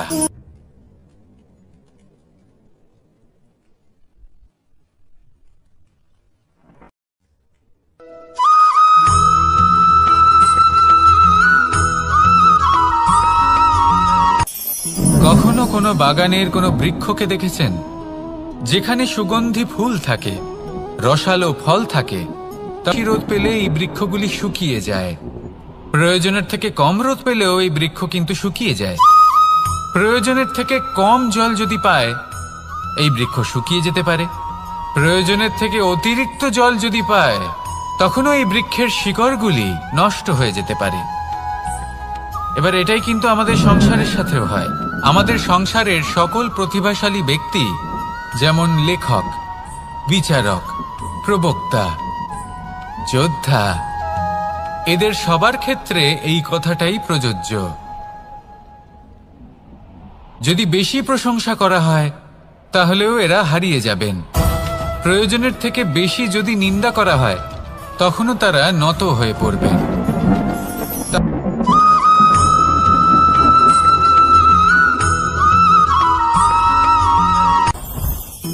জীবনে কিছু শেখা অত্যন্ত গুরুত্বপূর্ণ। এবার কি কি শিখতে হবে সেই সব শেখানোর জন্য অনেক শিক্ষক রয়েছেন, কিন্তু কি শিখবেন না আর কি করবেন না, এটা আমাদের নিজের অভিজ্ঞতা দিয়ে শিখতে হয়। কিন্তু তার মানে এটা নয় যে যদি আপনাকে শিখতে হয় যে আগুনের তাপ কতটা, আপনাকে আগুনের মধ্যে হাত দিতে হবে। না, অন্য কারোর অভিজ্ঞতা দ্বারাও শিখতে পারেন। প্রশ্ন শুধুমাত্র একটাই যে আপনি কি শিখতে চান নাকি চান না।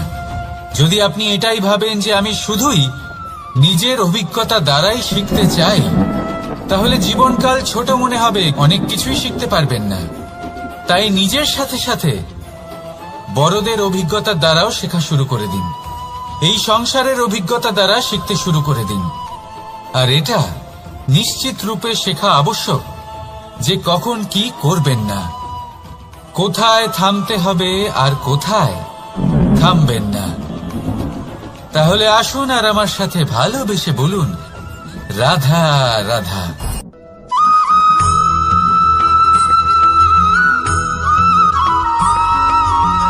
এই সংসারে সবথেকে বেশি কোমল বস্তু হলো রেশম। এই রেশম এতটাই কোমল হয় যে এর পুরো একটা থান শুধুমাত্র একটা হাতে ধরা সম্ভব।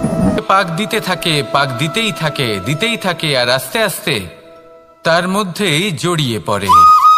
শেষে ওর এই সুন্দর অমূল্য সৃষ্টি রেশমের এই সুতো তার নির্মাণ কার্য পূর্ণ হয়, কিন্তু তাতেই ও নিজে বন্দী হয়ে যায়। নিজেরই মায়াজালের এই বন্দী গৃহে নিজেই ফেঁসে যায়। এবার এই সুতোকে ব্যবহারযোগ্য করে তোলার জন্য এই কীটগুলিকে এই কবচের সাথেই ফুটন্ত জলে ফেলে দেওয়া হয়। এই সংসারে যদি আমাদের স্বপ্ন এই সংসারের দুঃখ হরণ করার জন্য, এই সংসারে সুখ বিতরণ করার জন্য হয়, তবেই আমাদের প্রগতি সম্ভব। যদি আমাদের এই স্বপ্ন শুধুই আমাদের এবং আমাদের স্বার্থ সিদ্ধির জন্য হয়, তাহলে এই স্বপ্ন আমাদের অন্ধ করে দেবে, আমাদের অন্ধকারের পথে নিয়ে যাবে, আর আমরাও সেই কীটের মতো হয়ে যাব। নিজেদেরই মায়াজালে আমরা নিজেই ফেঁসে যাব, আর শেষে আমরা যদি কিছু লাভ করি তা হবে একাকিত্ব, অন্ধকারময় মৃত্যু। তাই স্বপ্ন অবশ্যই দেখুন, কিন্তু এমন ভাবে স্বপ্ন দেখবেন না যে তার এই বন্দিগৃহে আপনি নিজেই ফেঁসে গেলেন। স্বপ্ন দেখুন পরোপকারে।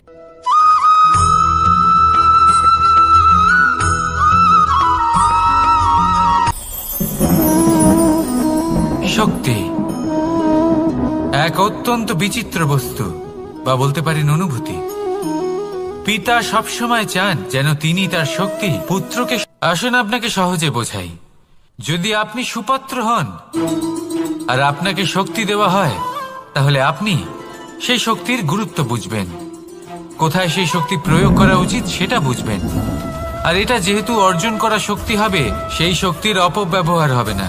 কিন্তু যদি এই আপনি কুপাত্র হন আর যদি আপনাকে এই শক্তি দেওয়া হয়, তাহলে কি হবে?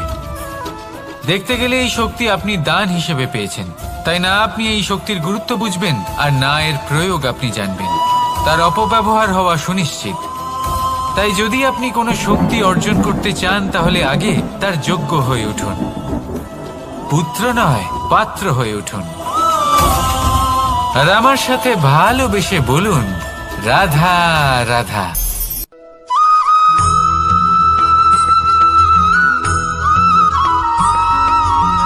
এই সংসারে প্রত্যেক মানুষ এটাই চান যে তিনি যেন ধনবান হন, আর্থিক অবস্থা তার ভালো থাকে।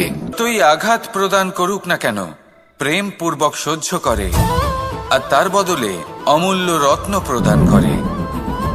সন্তান যদি হাল চালায়, তাহলে তার বদলে তাকে অন্ন প্রদান করে। এটাই হলো ধরনী।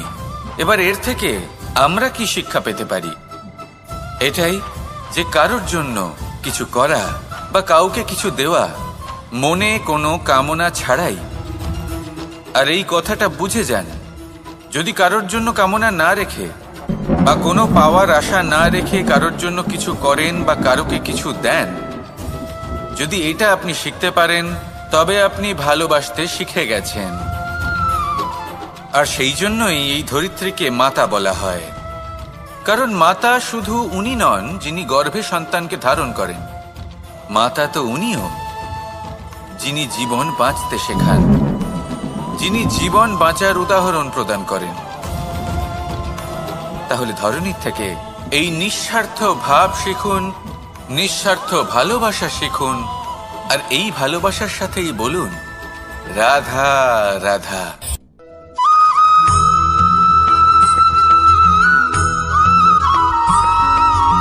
মানুষ জন্মগ্রহণ করে, তার সাথে ভয়েরও জন্ম হয়। ছোটবেলা থেকেই আমাদের মনে কোনো না কোনো প্রকারের ভয় থেকেই যায়। কেউ এই বিষয়ে ভয় পায় যে তার কোনো বস্তু তার থেকে দূরে চলে যাবে, ভেবে ভয় পায় যে আমরা যেন পথ না হারিয়ে ফেলি, আদি ইত্যাদি। কিন্তু সত্যি কথা বলতে ভেবে দেখুন, এই ভয় বাস্তবে কি? শুধুই একটা মনস্থিতি, আর কিছুই নয়। যা কিছু আপনি জীবনে পেয়েছেন তা একদিন আপনাকে হারাতে হবে। এই জীবন হলো আপনারই, কিন্তু তাও একদিন সমাপ্ত হবে। তাই ভয় পেয়ে কি লাভ? এই ভয় শুধু আপনাকে জীবনযাপন করা থেকে বাধা দিচ্ছে, আর কিচ্ছু নয়। পথ হারিয়ে ফেললেই বুঝতে পারবেন যে নতুন পথ কিভাবে বানাতে হয়। কিছু মানুষকে জীবন থেকে হারালে তবেই আপনি বুঝবেন যে আপনার আপনজনকে। এই ভয়ের কারণে ভীত হয়ে থাকবেন না। এই তারা নক্ষত্র অন্ধকারের অভাবে গুরুত্ব হারায়। শিবকেও মহাদেব হওয়ার জন্য বিষপান করতে হয়েছিল। প্রত্যেক পরিস্থিতি, প্রত্যেক সাফল্য আপনার পরীক্ষা নেবে, তাতে উত্তীর্ণ হওয়া হলো আপনার কর্ম। যখনই আপনি ভয় পাবেন বা সংকটের সম্মুখীন হবেন, তখন সাহসের সাথে তার সম্মুখীন হন। মনে রাখবেন, যে সম্মুখীন হতে জানে সাফল্য তার সাথে সবসময় থাকে। আসুন আর আমার সাথে ভালোবেসে বলুন, রাধা রাধা।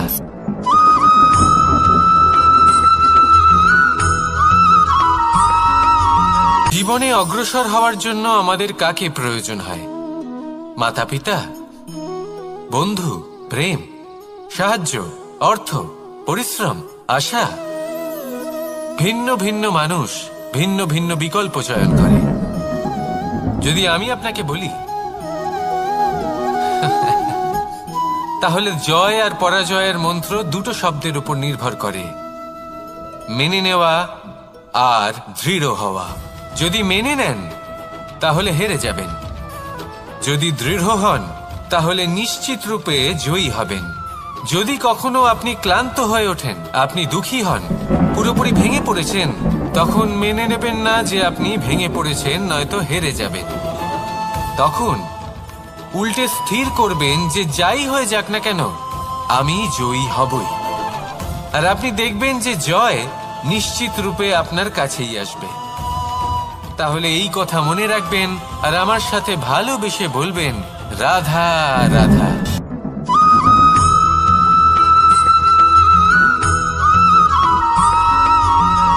এই সংসারে কোনো বস্তু হোক বা ব্যক্তি হোক, তার একার গুরুত্ব কিন্তু খুব বেশি নয়। একটা উদাহরণ হিসেবে বৃষ্টির ফোঁটাকে ভেবে দেখুন। যদি একটি বৃষ্টির ফোঁটা হয় তাহলে তার খুব বেশি গুরুত্ব থাকে না, কিন্তু যখন সহস্র বৃষ্টির ফোঁটা মেঘের মধ্যে দিয়ে ঝরে পড়ে, তখন সেটা বর্ষার রূপ ধারণ করে। সেই বর্ষা যা এই প্রকৃতিকে শান্ত করে। সেইভাবেই পাথরের ছোট টুকরো, তার খুব বেশি গুরুত্ব থাকে না, কিন্তু যখন অসংখ্য পাথরের টুকরো একত্রিত হয় তখন তা পর্বতের আকার ধারণ করে। সেইভাবেই কিছু মানুষ যখন একত্রিত হন তখন তৈরি হয় পরিবার, কিছু পরিবার যখন একত্রিত হয় তখন তৈরি হয় সমাজ, যখন অনেক সংখ্যক সমাজ একত্রিত হয় তখন তৈরি হয় রাজ্য। এবার এই রাজ্যের সবথেকে গুরুত্বপূর্ণ ব্যক্তি হতে পারেন রাজা, কিন্তু তাও সেই রাজা একা কিছু করতে পারেন না। যুদ্ধ লড়ার সময় তারও নিজের সৈন্যদলকে প্রয়োজন পড়ে। কিন্তু এই সংসারে এমন একজন ব্যক্তি আছেন যিনি একাই সব কাজ করতে থাকেন, এবং সেই ব্যক্তি হলেন মা। আমাদের জীবনে একজন পিতার ভূমিকা কিন্তু নিঃসন্দেহে অমূল্য, কিন্তু আমাদের সকলের জীবনে যে ভূমিকা একজন মায়ের তা অন্য কারোর থাকে না। একজন মা একাই সন্তানকে বড় করতে পারেন, সংস্কারী করে তুলতে পারেন, তার জন্য পরিশ্রম করেন। আর এত কিছু কাজ করার পরেও তার কাজের জন্য তিনি প্রশংসা অবশ্য পান না। উল্টে যদি সেই সন্তান অনুচিত পথে চালিত হয়, অনুচিত কর্ম করে, তখন সেই মাকেই অপবাদের পাত্র হয়ে উঠতে হয়। আমাদের জীবনে মায়ের যোগদান কতটা সেটা বুঝুন। আপনাকে বড় করে তোলার জন্য উনি কতটা পরিশ্রম করেছেন সেটা বুঝুন। আজ থেকে, এখন থেকে, এই মুহূর্ত থেকে মাকে সম্মান করতে শিখুন। যখন সময় পাবেন, যখন সুযোগ হবে, তখন তার প্রশংসা করুন, ওনারও ভালো লাগবে। আর মায়ের এই মমতার জন্য, তার এই ভূমিকার জন্য আসুন সবাই মিলে আমরা তাকে প্রণাম করি, আর সকলে মিলে ভালোবেসে বলি, রাধা রাধা।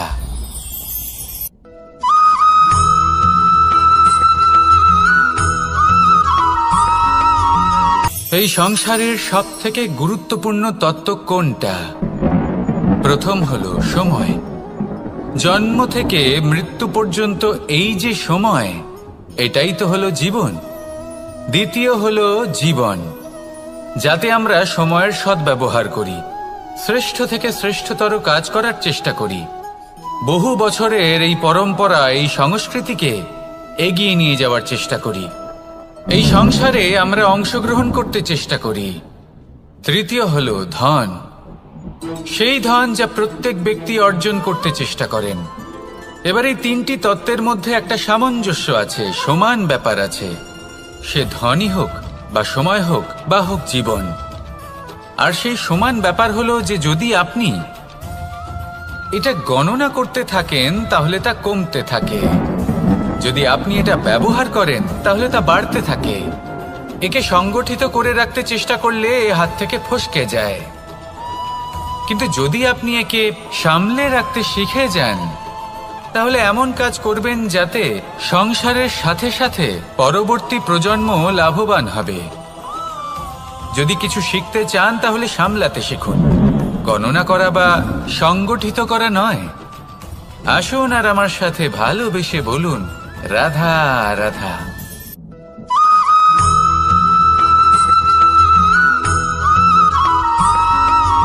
কথায় আছে, প্রত্যেক পুত্র তার পিতার প্রতিচ্ছবি হয়, আর সমস্ত প্রতিচ্ছবি চায় যেন সে তার অস্তিত্ব প্রাপ্ত করতে পারে।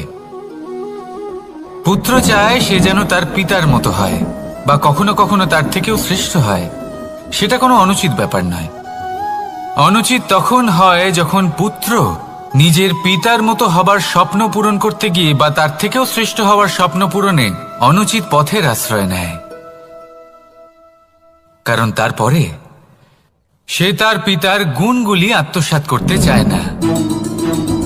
সে শুধুই এটা চায় যে সংসারের চোখে যেন আমি শ্রেষ্ঠ প্রমাণিত হই। এটা অনুচিত। সংসারে এমন অনেক মানুষ আছেন যারা এই কারণে শ্রেষ্ঠ হবার চেষ্টা করেন যাতে তার পরিবারের, তার পিতার সম্মান বৃদ্ধি পায়। এমনও মানুষ থাকেন, আর এটাই হলো পার্থক্য উদ্দেশ্যের। মনে রাখবেন, যদি আপনার উদ্দেশ্য শুভ হয় তাহলে পথও শুভ হবে, যদি আপনার উদ্দেশ্য অশুভ হয় তাহলে পথও অশুভ হবে। তাহলে নিজের পিতার মতো হবার চেষ্টা অবশ্যই করুন, তার থেকেও শ্রেষ্ঠ হওয়ার চেষ্টা অবশ্যই করুন, কিন্তু মনে রাখবেন আপনার সংকল্প আর আপনার উদ্দেশ্য এই দুই শুভ হওয়া উচিত। তাহলে আসুন আর আমার সাথে ভালোবেসে বলুন, রাধা রাধা।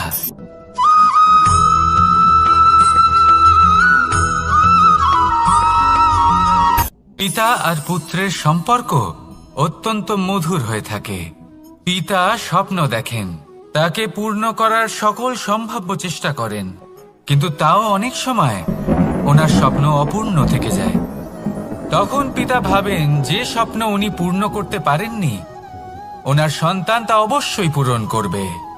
যে স্থানে উনি কখনো পৌঁছতে পারেননি, সেই স্থানে ওনার পুত্র অবশ্যই পৌঁছবে। পিতা নিজের সন্তানের ভবিষ্যৎ নিয়ে সেই স্বপ্ন দেখেন, আর যখন সেই সন্তান সামনে এগোতে থাকে তখন তার দুঃখ হয় না, বরং গর্ব হয়। ওনার ভালো লাগে এটা দেখে যে ওনার সন্তান অনেক উন্নতি করছে। কিন্তু যখন সন্তান নিজের অভিভাবকের শক্তি দেখে, তার যশ দেখে হিংসা করতে থাকে, সমস্যা সেইখানেই শুরু হয়। সেই জন্য সকল সন্তানকে এটা মনে রাখতে হবে, দেখুন, পুত্র হবার সুবাদে, এক সন্তান হবার সুবাদে এটা হলো আপনার অধিকার যে আপনি আপনার পিতার থেকে বেশি উন্নতি করবেন। আপনার পিতাও এটাই চান, কিন্তু সুস্থভাবে এটা করুন। একটা রেখা টেনে নিন, যাতে আপনি তাতে এগোতে পারেন আর আপনার পিতার তাতে গর্ববোধ হয়, আর সেই বিষয়ে দুঃখ না হয় যে আমার সন্তান আমাকেই ছোট করার চেষ্টা করছে। ইতিহাস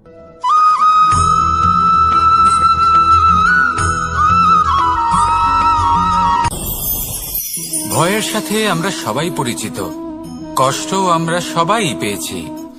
কখনো কখনো আমরা অসুস্থ হয়ে পড়ি, আর এমন সময় হলে মাতার মমতা, কখনো বাবার স্নেহ, কখনো বন্ধুদের পাশে থাকার অনুভূতি আমাদের রোগ নিরাময়ে সাহায্য করে। কখনো যদি আমরা নিরাশ হয়ে পড়ি, তখন যদি আমাদের কোনো আপনজন আমাদের দুটো ভালো কথা বলে, তখন আমাদের মনোবল বেড়ে যায়। ঠিক তেমন সংসারের এই রঙ্গমঞ্চে যদি আপনি পীড়িত অনুভব করেন, কিছু শুভ কথা আলোচনা করুন, কিছু স্তুতি গান করুন, কিছু মুহূর্তের জন্য হলেও নিজের ইষ্টদেবের কথা স্মরণ করুন আর প্রার্থনা করুন। সাহস বাড়বে, শক্তিও বৃদ্ধি পাবে এবং সামনে এগিয়ে চলার পথও দেখতে পাবেন। তখন এই মন প্রসন্ন হয়ে বলবে, রাধা রাধা।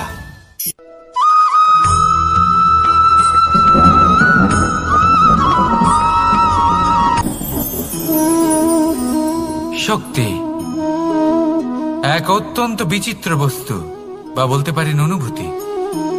পিতা সবসময় চান যেন তিনি তার শক্তি পুত্রকে। আসুন আপনাকে সহজে বোঝাই। যদি আপনি সুপাত্র হন আর আপনাকে শক্তি দেওয়া হয়, তাহলে আপনি সেই শক্তির গুরুত্ব বুঝবেন, কোথায় সেই শক্তি প্রয়োগ করা উচিত সেটা বুঝবেন। আর এটা যেহেতু অর্জন করা শক্তি হবে, সেই শক্তির অপব্যবহার হবে না। কিন্তু যদি এই আপনি কুপাত্র হন আর যদি আপনাকে এই শক্তি দেওয়া হয়, তাহলে কি হবে? দেখতে গেলে এই শক্তি আপনি দান হিসেবে পেয়েছেন, তাই না আপনি এই শক্তির গুরুত্ব বুঝবেন আর না এর প্রয়োগ আপনি জানবেন। তার অপব্যবহার হওয়া সুনিশ্চিত। তাই যদি আপনি কোনো শক্তি অর্জন করতে চান, তাহলে আগে তার যোগ্য হয়ে উঠুন। পুত্র নয়, পাত্র হয়ে উঠুন। আর আমার সাথে ভালোবেসে বলুন, রাধা রাধা।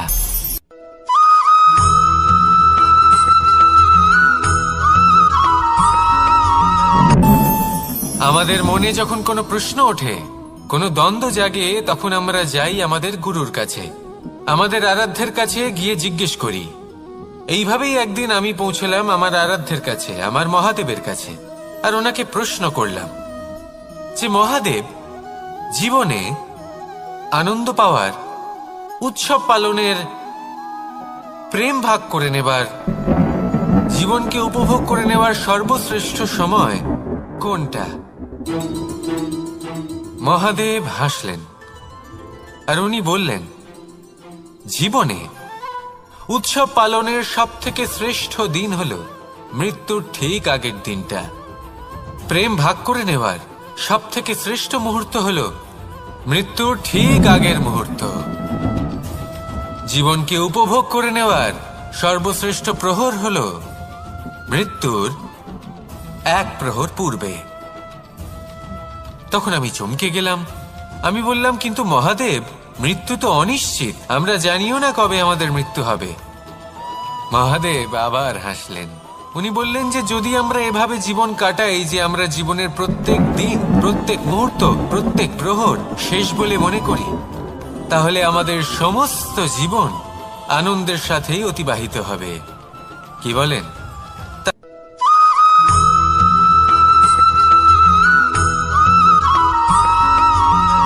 এই সংসারের সব থেকে গুরুত্বপূর্ণ তত্ত্ব কোনটা?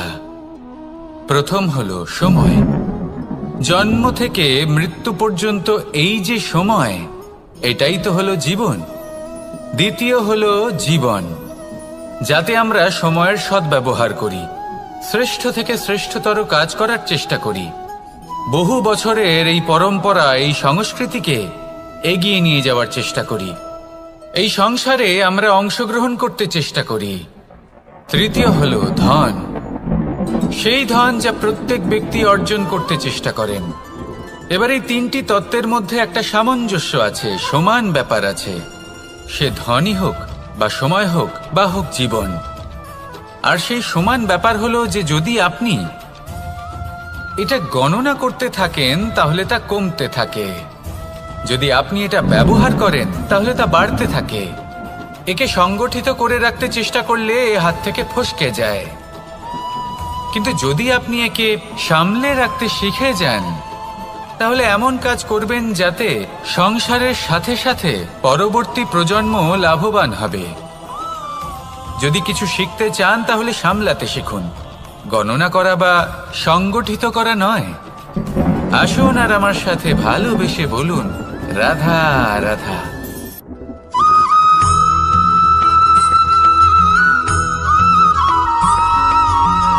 যখন আমরা কোনো বনে প্রবেশ করি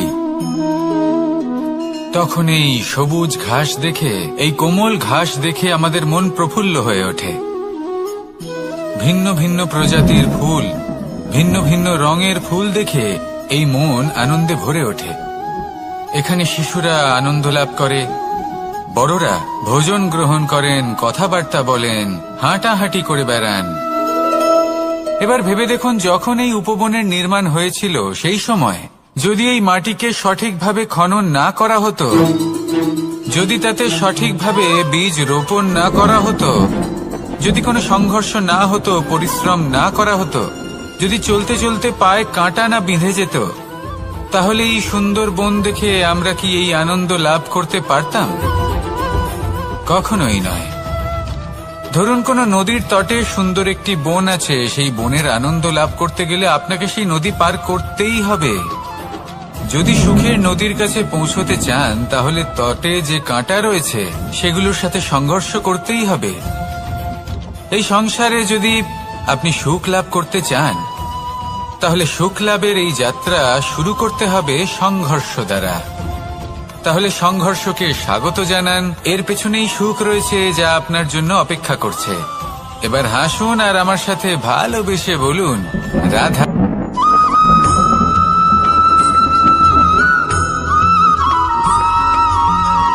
পুরুষার্থ।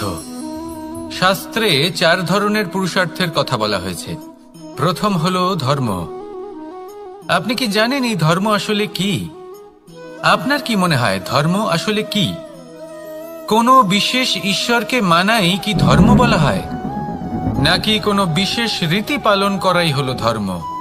নাকি কোনো বিশেষ সাহিত্যকে সর্বশ্রেষ্ঠ মনে করাই হলো ধর্ম? না, ধর্ম হলো সেটা যাকে ধারণ করা যেতে পারে। আর ধারণ শুধু সেটাই করা যায় যা পবিত্র। পবিত্র শুধু তাকেই বলা হয় যা নিঃস্বার্থ, যার মধ্যে শাসন করার কোনো ইচ্ছে নেই, যা সরলভাবেই প্রবাহমান, জল এবং বায়ুর মতো। যখন কোনো ব্যক্তি ধর্মকে ধারণ করেন এবং সেই ধর্ম সেই ব্যক্তিকে রক্ষা করে তখন তাকে ধর্ম বলা হয়।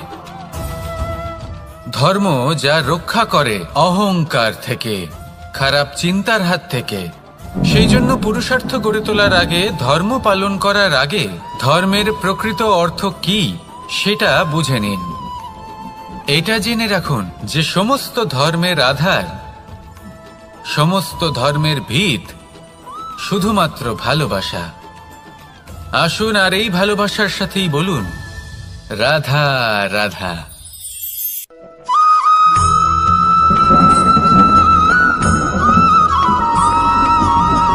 মানুষের মানসিকতা এমন হয় যে সে যতটা করে আশা করে যে তার থেকে অনেক বেশি তার বদলে সে পাবে। দেখুন, সবকিছুই আপনার ভাবনা চিন্তার উপর নির্ভর করছে।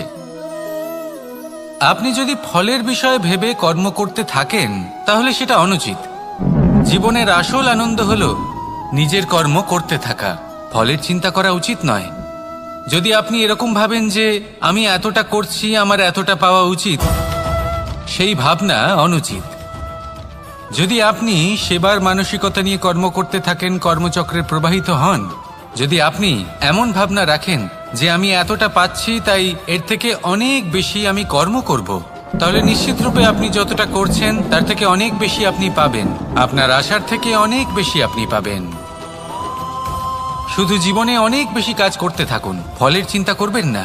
আর মনে রাখবেন, এই ভাবনাই সব থেকে বড় বীজ। কর্মের উপর বিশ্বাস রাখুন। জীবনে যা যা আপনি চান সবই সুখময় হবে। আসুন আর আমার সাথে ভালোবেসে বলুন, রাধা রাধা।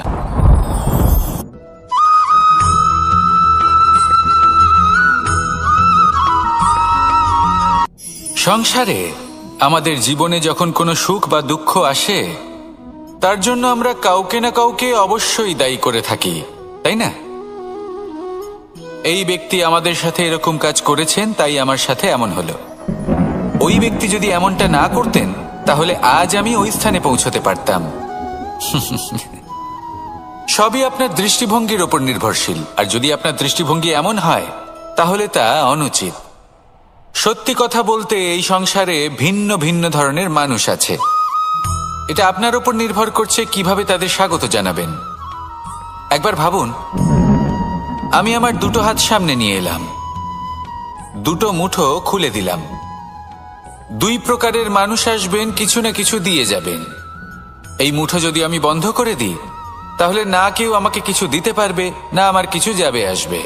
নিশ্চয়ই বুঝতে পারছেন এই দুই ধরনের ব্যক্তি কারা এবং তারা কি দিয়ে যান। আমি যদি নিজের মুঠো খুলে দিই, তাহলে কিছু ভালো মানুষ আসবেন, আমাকে আনন্দ, সন্তুষ্টি, জ্ঞান প্রদান করে যাবেন, ভালো অভিজ্ঞতা দিয়ে যাবেন। কোনো খারাপ ব্যক্তি যদি আসেন, তাহলে তিনিও খারাপ অভিজ্ঞতা দেবেন, যার থেকে আমি শিক্ষা লাভ করব। এই সব কিছু আমি লাভ করতে পারি। মুঠো যদি বন্ধ করে রাখি, তাহলে আমি কিছুই পাবো না। দেখুন, এই সংসারে প্রত্যেকের জীবনে এইরকম। প্রত্যেকের জীবনে সবকিছুই আছে, ভালো খারাপ দুই মানুষই আছে। ভালো অভিজ্ঞতা আছে, খারাপ অভিজ্ঞতা আছে। নির্ভর করছে আপনার উপর যে আপনি কি করবেন, এনাদের স্বাগত কিভাবে জানাবেন, কার থেকে কি বুঝবেন, কি শিখতে পারবেন, আর কোন দৃষ্টিভঙ্গি নিয়ে অগ্রসর হবেন। এটাই নির্ধারণ করবে যে আপনার জীবন কেমন হবে। আসুন আমার সাথে ভালোবেসে বলুন, রাধা রাধা।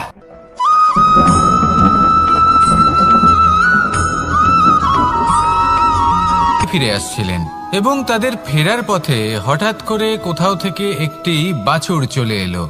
এই দুই বোন ভয়ভীত হয়ে গেলেন, আর তাদের হাত থেকে সেই আটা পড়ে গেল, মাটিতে মিশে গেল। এবার এই পুরো ঘটনাক্রমে যদি কারোর বিন্দুমাত্র লাভ হয়ে থাকে, বিন্দুমাত্র আনন্দ পেয়ে থাকে, তাহলে সে কে? সেই ছোট বোন, যিনি মাঝে মাঝেই গমের দানা তুলছিলেন এবং খাচ্ছিলেন। কিছুটা হলেও উনি আনন্দ লাভ করেছিলেন। এবার এরকমই হলো আমাদের জীবনে ভক্তি এবং ভালোবাসা সংক্রান্ত বিষয়। মানুষ নিজের জীবনের দৈনিক কাজে এতটাই ব্যস্ত হয়ে পড়েন, প্রত্যেকদিন শুধু কাজ কাজ কাজ কাজ করতে থাকেন, আর তাতে ভক্তি এবং ভালোবাসার জন্য সময় বার করতেই পারেন না। দেখুন, জীবনে ভক্তি আর প্রেমের এই যে ছোট ছোট মুহূর্ত আছে, এগুলো যদি আপনি যাপন করতে পারেন, তাহলে তাতেই আপনি তৃপ্তি লাভ করবেন। বাকি সবই আপনার ব্যর্থ বলেই মনে হবে। জীবনে যখনই আপনি কোনো কাজ করবেন, ঈশ্বরের প্রতি সমর্পিত হয়ে সেই কাজ করুন। আর যখনই সময় পাবেন, তাহলে সেই সময় নিজের আপনজনদের দিন। যাদের আপনি ভালোবাসেন, তাদের প্রতি যত্নবান হন, তাদের শুভাকাঙ্ক্ষী হন। এই প্রেম আর ভক্তির ছোট ছোট মুহূর্তগুলো আপনার জীবনকে চরিতার্থ করে তুলবে। আসুন আমার সাথে ভালোবেসে বলুন, রাধা রাধা।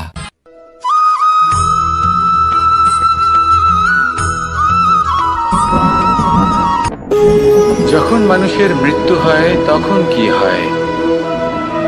অনেক সংখ্যক মানুষ শোক পালন করতে চলে আসেন। যে ব্যক্তি মৃত্যু লাভ করেছেন, তার অনেক বস্তু থাকে যেগুলো তার প্রিয়, যেগুলো তিনি ব্যবহার করেছেন। তার শয্যা, তার বস্ত্র, তার আভূষণ, সবকিছু তার থেকে বিচ্ছিন্ন করা হয় এবং খালি হাতে তাকে শ্মশানের উদ্দেশ্যে রওনা করা হয়। আমি আপনাকে এই প্রশ্ন করতে চাই, আপনি এই সংসারে কি অর্জন করেছেন? ধন সম্পত্তি, বস্ত্র, আভূষণ, এই সবকিছু যে আপনি অর্জন করেছেন, আপনার মৃত্যুর পরে তা আপনার থেকে দূর হয়ে যাবে। এর উত্তর হলো একটাই, আপনার কর্ম। শুধু সেটাই আছে যা একান্ত আপনার, আর শুধু সেটাই। এই সংসার থেকে চলে যাওয়ার পরেও সংসারেই জীবিত থাকবে। যদি আপনি দুষ্কর্ম করেন তাহলে এই সংসার আপনাকে একটি অনুচিত উদাহরণ হিসেবে মনে রাখবে যে এই ব্যক্তি খুব পাপী ছিল, অনুচিত কর্ম করতেন। যে পথে তিনি চলেছেন সেই পথে কারোর চলা উচিত নয়। সেখানেই যদি আপনি সৎকর্ম করেন তাহলে সংসার চিরকাল এটাই বলবে যে খুব ভালো মানুষ ছিলেন, সবাইকে ভালোবাসতেন, সবাইকে সাহায্য করতেন, আমার খুব প্রিয় মানুষ ছিলেন। এটাই হলো শ্রেষ্ঠ কর্ম। সেই জন্য জীবনে শুধুমাত্র ধন সম্পত্তি আভূষণ এই সব অর্জন করতে গিয়ে নিজের মনোনিবেশ করবেন না। শ্রেষ্ঠ কর্ম করুন। সংসার থেকে চলে যাওয়ার পরেও এই কর্মই এই সংসারে আপনাকে জীবিত রাখবে। আসুন আমার সাথে ভালোবেসে বলুন, রাধা রাধা।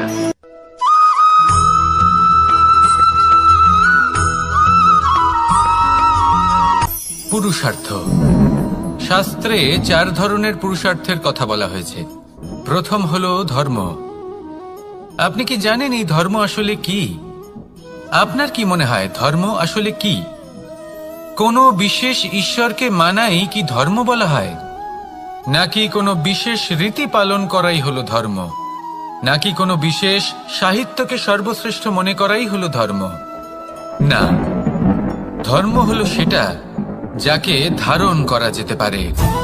আর ধারণ শুধু সেটাই করা যায় যা পবিত্র। পবিত্র শুধু তাকেই বলা হয় যা নিঃস্বার্থ, যার মধ্যে শাসন করার কোনো ইচ্ছে নেই, যা সরলভাবেই প্রবাহমান, জল এবং বায়ুর মতো।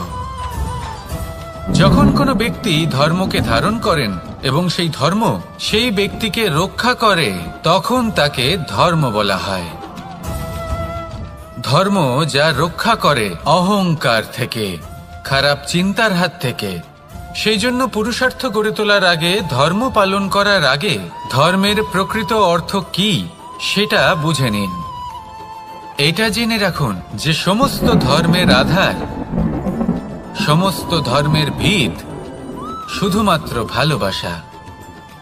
আসুন আর এই ভালোবাসার সাথেই বলুন, রাধা রাধা।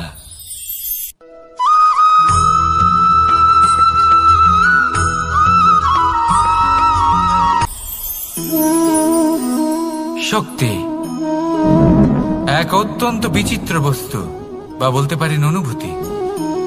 পিতা সবসময় চান যেন তিনি তার শক্তি পুত্রকে। আসুন আপনাকে সহজে বোঝাই।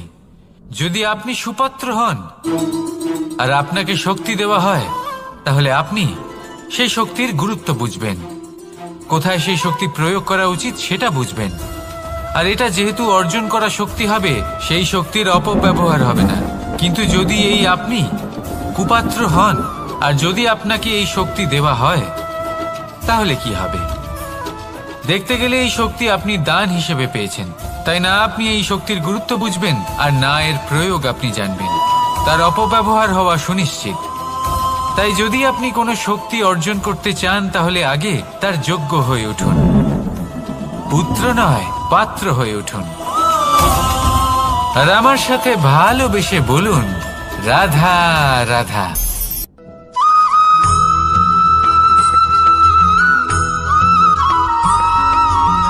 কথায় আছে যে এমন কোনো অক্ষর নেই যার দ্বারা কোনো মন্ত্র হয় না। এমন কোনো বনস্পতি নেই যা নিজেই একটা ঔষধি নয়। পৃথিবীর এমন কোনো ব্যক্তি নেই যার মধ্যে কোনো যোগ্যতা থাকে না। শুধু প্রয়োজন হলো যে ব্যক্তিকে আমরা খুঁজে চলেছি তাকে সঠিকভাবে চিনে নেওয়া। যদি তার যোগ্যতা, তার বিশেষত্ব আমরা বুঝতেই না পারি, তাহলে আর লাভ কি রইল? এই সংসারে এমন অনেক ব্যক্তি রয়েছেন যারা ছোট ছোট অসফলতার কারণে আপনাকে এটা বলে দেবে যে আপনি কোনো কাজের নন, আপনি হলেন মূর্খ, আপনি কিছুই করতে পারবেন না। এইসব কথায় কখনোই বিশ্বাস করবেন না, কারণ আপনি এবং প্রত্যেকটি জীব এই পরমাত্মা এবং এই প্রকৃতির সৃষ্টি, যা অত্যন্ত বিশেষ। যদি আপনাকে উদাহরণ দিই, তাহলে একদিকে আছে তরোয়াল একটা বড় লম্বা তরোয়াল, যার দ্বারা যুদ্ধ করা যায়, জয়লাভ করা যায়। আর অন্যদিকে রয়েছে একটা ছোট্ট সূচ। কিন্তু যে কাজ একটা ছোট্ট সূচ করতে পারে তা একটা তরোয়াল দ্বারা সম্ভব নয়। এর অর্থ হলো এটাই যে প্রত্যেকটা রচনা অত্যন্ত অমূল্য এবং অত্যন্ত বিশেষ হয়। তাহলে বিশ্বাস রাখুন যে আপনি অত্যন্ত বিশেষ একজন, আর প্রেমের সাথে বলুন রাধা রাধা।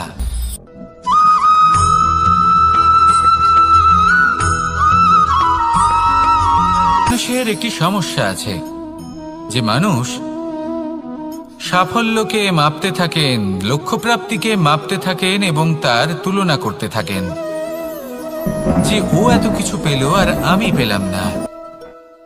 এই সংসারে আপনি কি নিয়ে তুলনা করবেন, যেখানে সূর্যদেব চন্দ্রমা দুজনেই আছেন, দুজনেই হলেন বিশেষ, দুজনেই নিজ নিজ সময়ে উদিত হন। এদের মধ্যে একজন না থাকলে তাহলে আমাদের জীবন কঠিন হয়ে পড়বে। ঠিক সেইভাবেই আপনি যদি একটা বড় রেখা অঙ্কন করেন তাহলে অন্য রেখাটি ছোট হয়ে পড়ে না, সে তেমনই থাকে যেমনটা সে ছিল। আপনার অস্তিত্ব কখনো ছোট বা বড় হতে পারে না। শুধু তুলনা করার জন্য আপনার এটা মনে হতে পারে। যদি আপনি যুদ্ধ করতে চান আপনার তলোয়ারের প্রয়োজন পড়বে। যদি বস্ত্র তৈরি করতে চান এত বড় তলোয়ার দিয়ে কিছুই হবে না, তখন প্রয়োজন পড়বে একটা ছোট্ট সূচের। তাই তুলনা করবেন না, না নিজেকে ছোট মনে করবেন না অন্য কাউকে। সবার সাথে সহযোগিতা করুন, আর যদি তুলনা করতেই হয় নিজের সাথে করুন যে কাল আমি কেমন ব্যক্তি ছিলাম, আজ কি তার থেকে শ্রেষ্ঠ হয়ে উঠতে পেরেছি। ভেবে দেখুন ভবিষ্যতে গিয়ে আপনি কতটা শ্রেষ্ঠ ব্যক্তি হতে পারেন। আসুন আমার সাথে ভালোবেসে বলুন রাধা রাধা।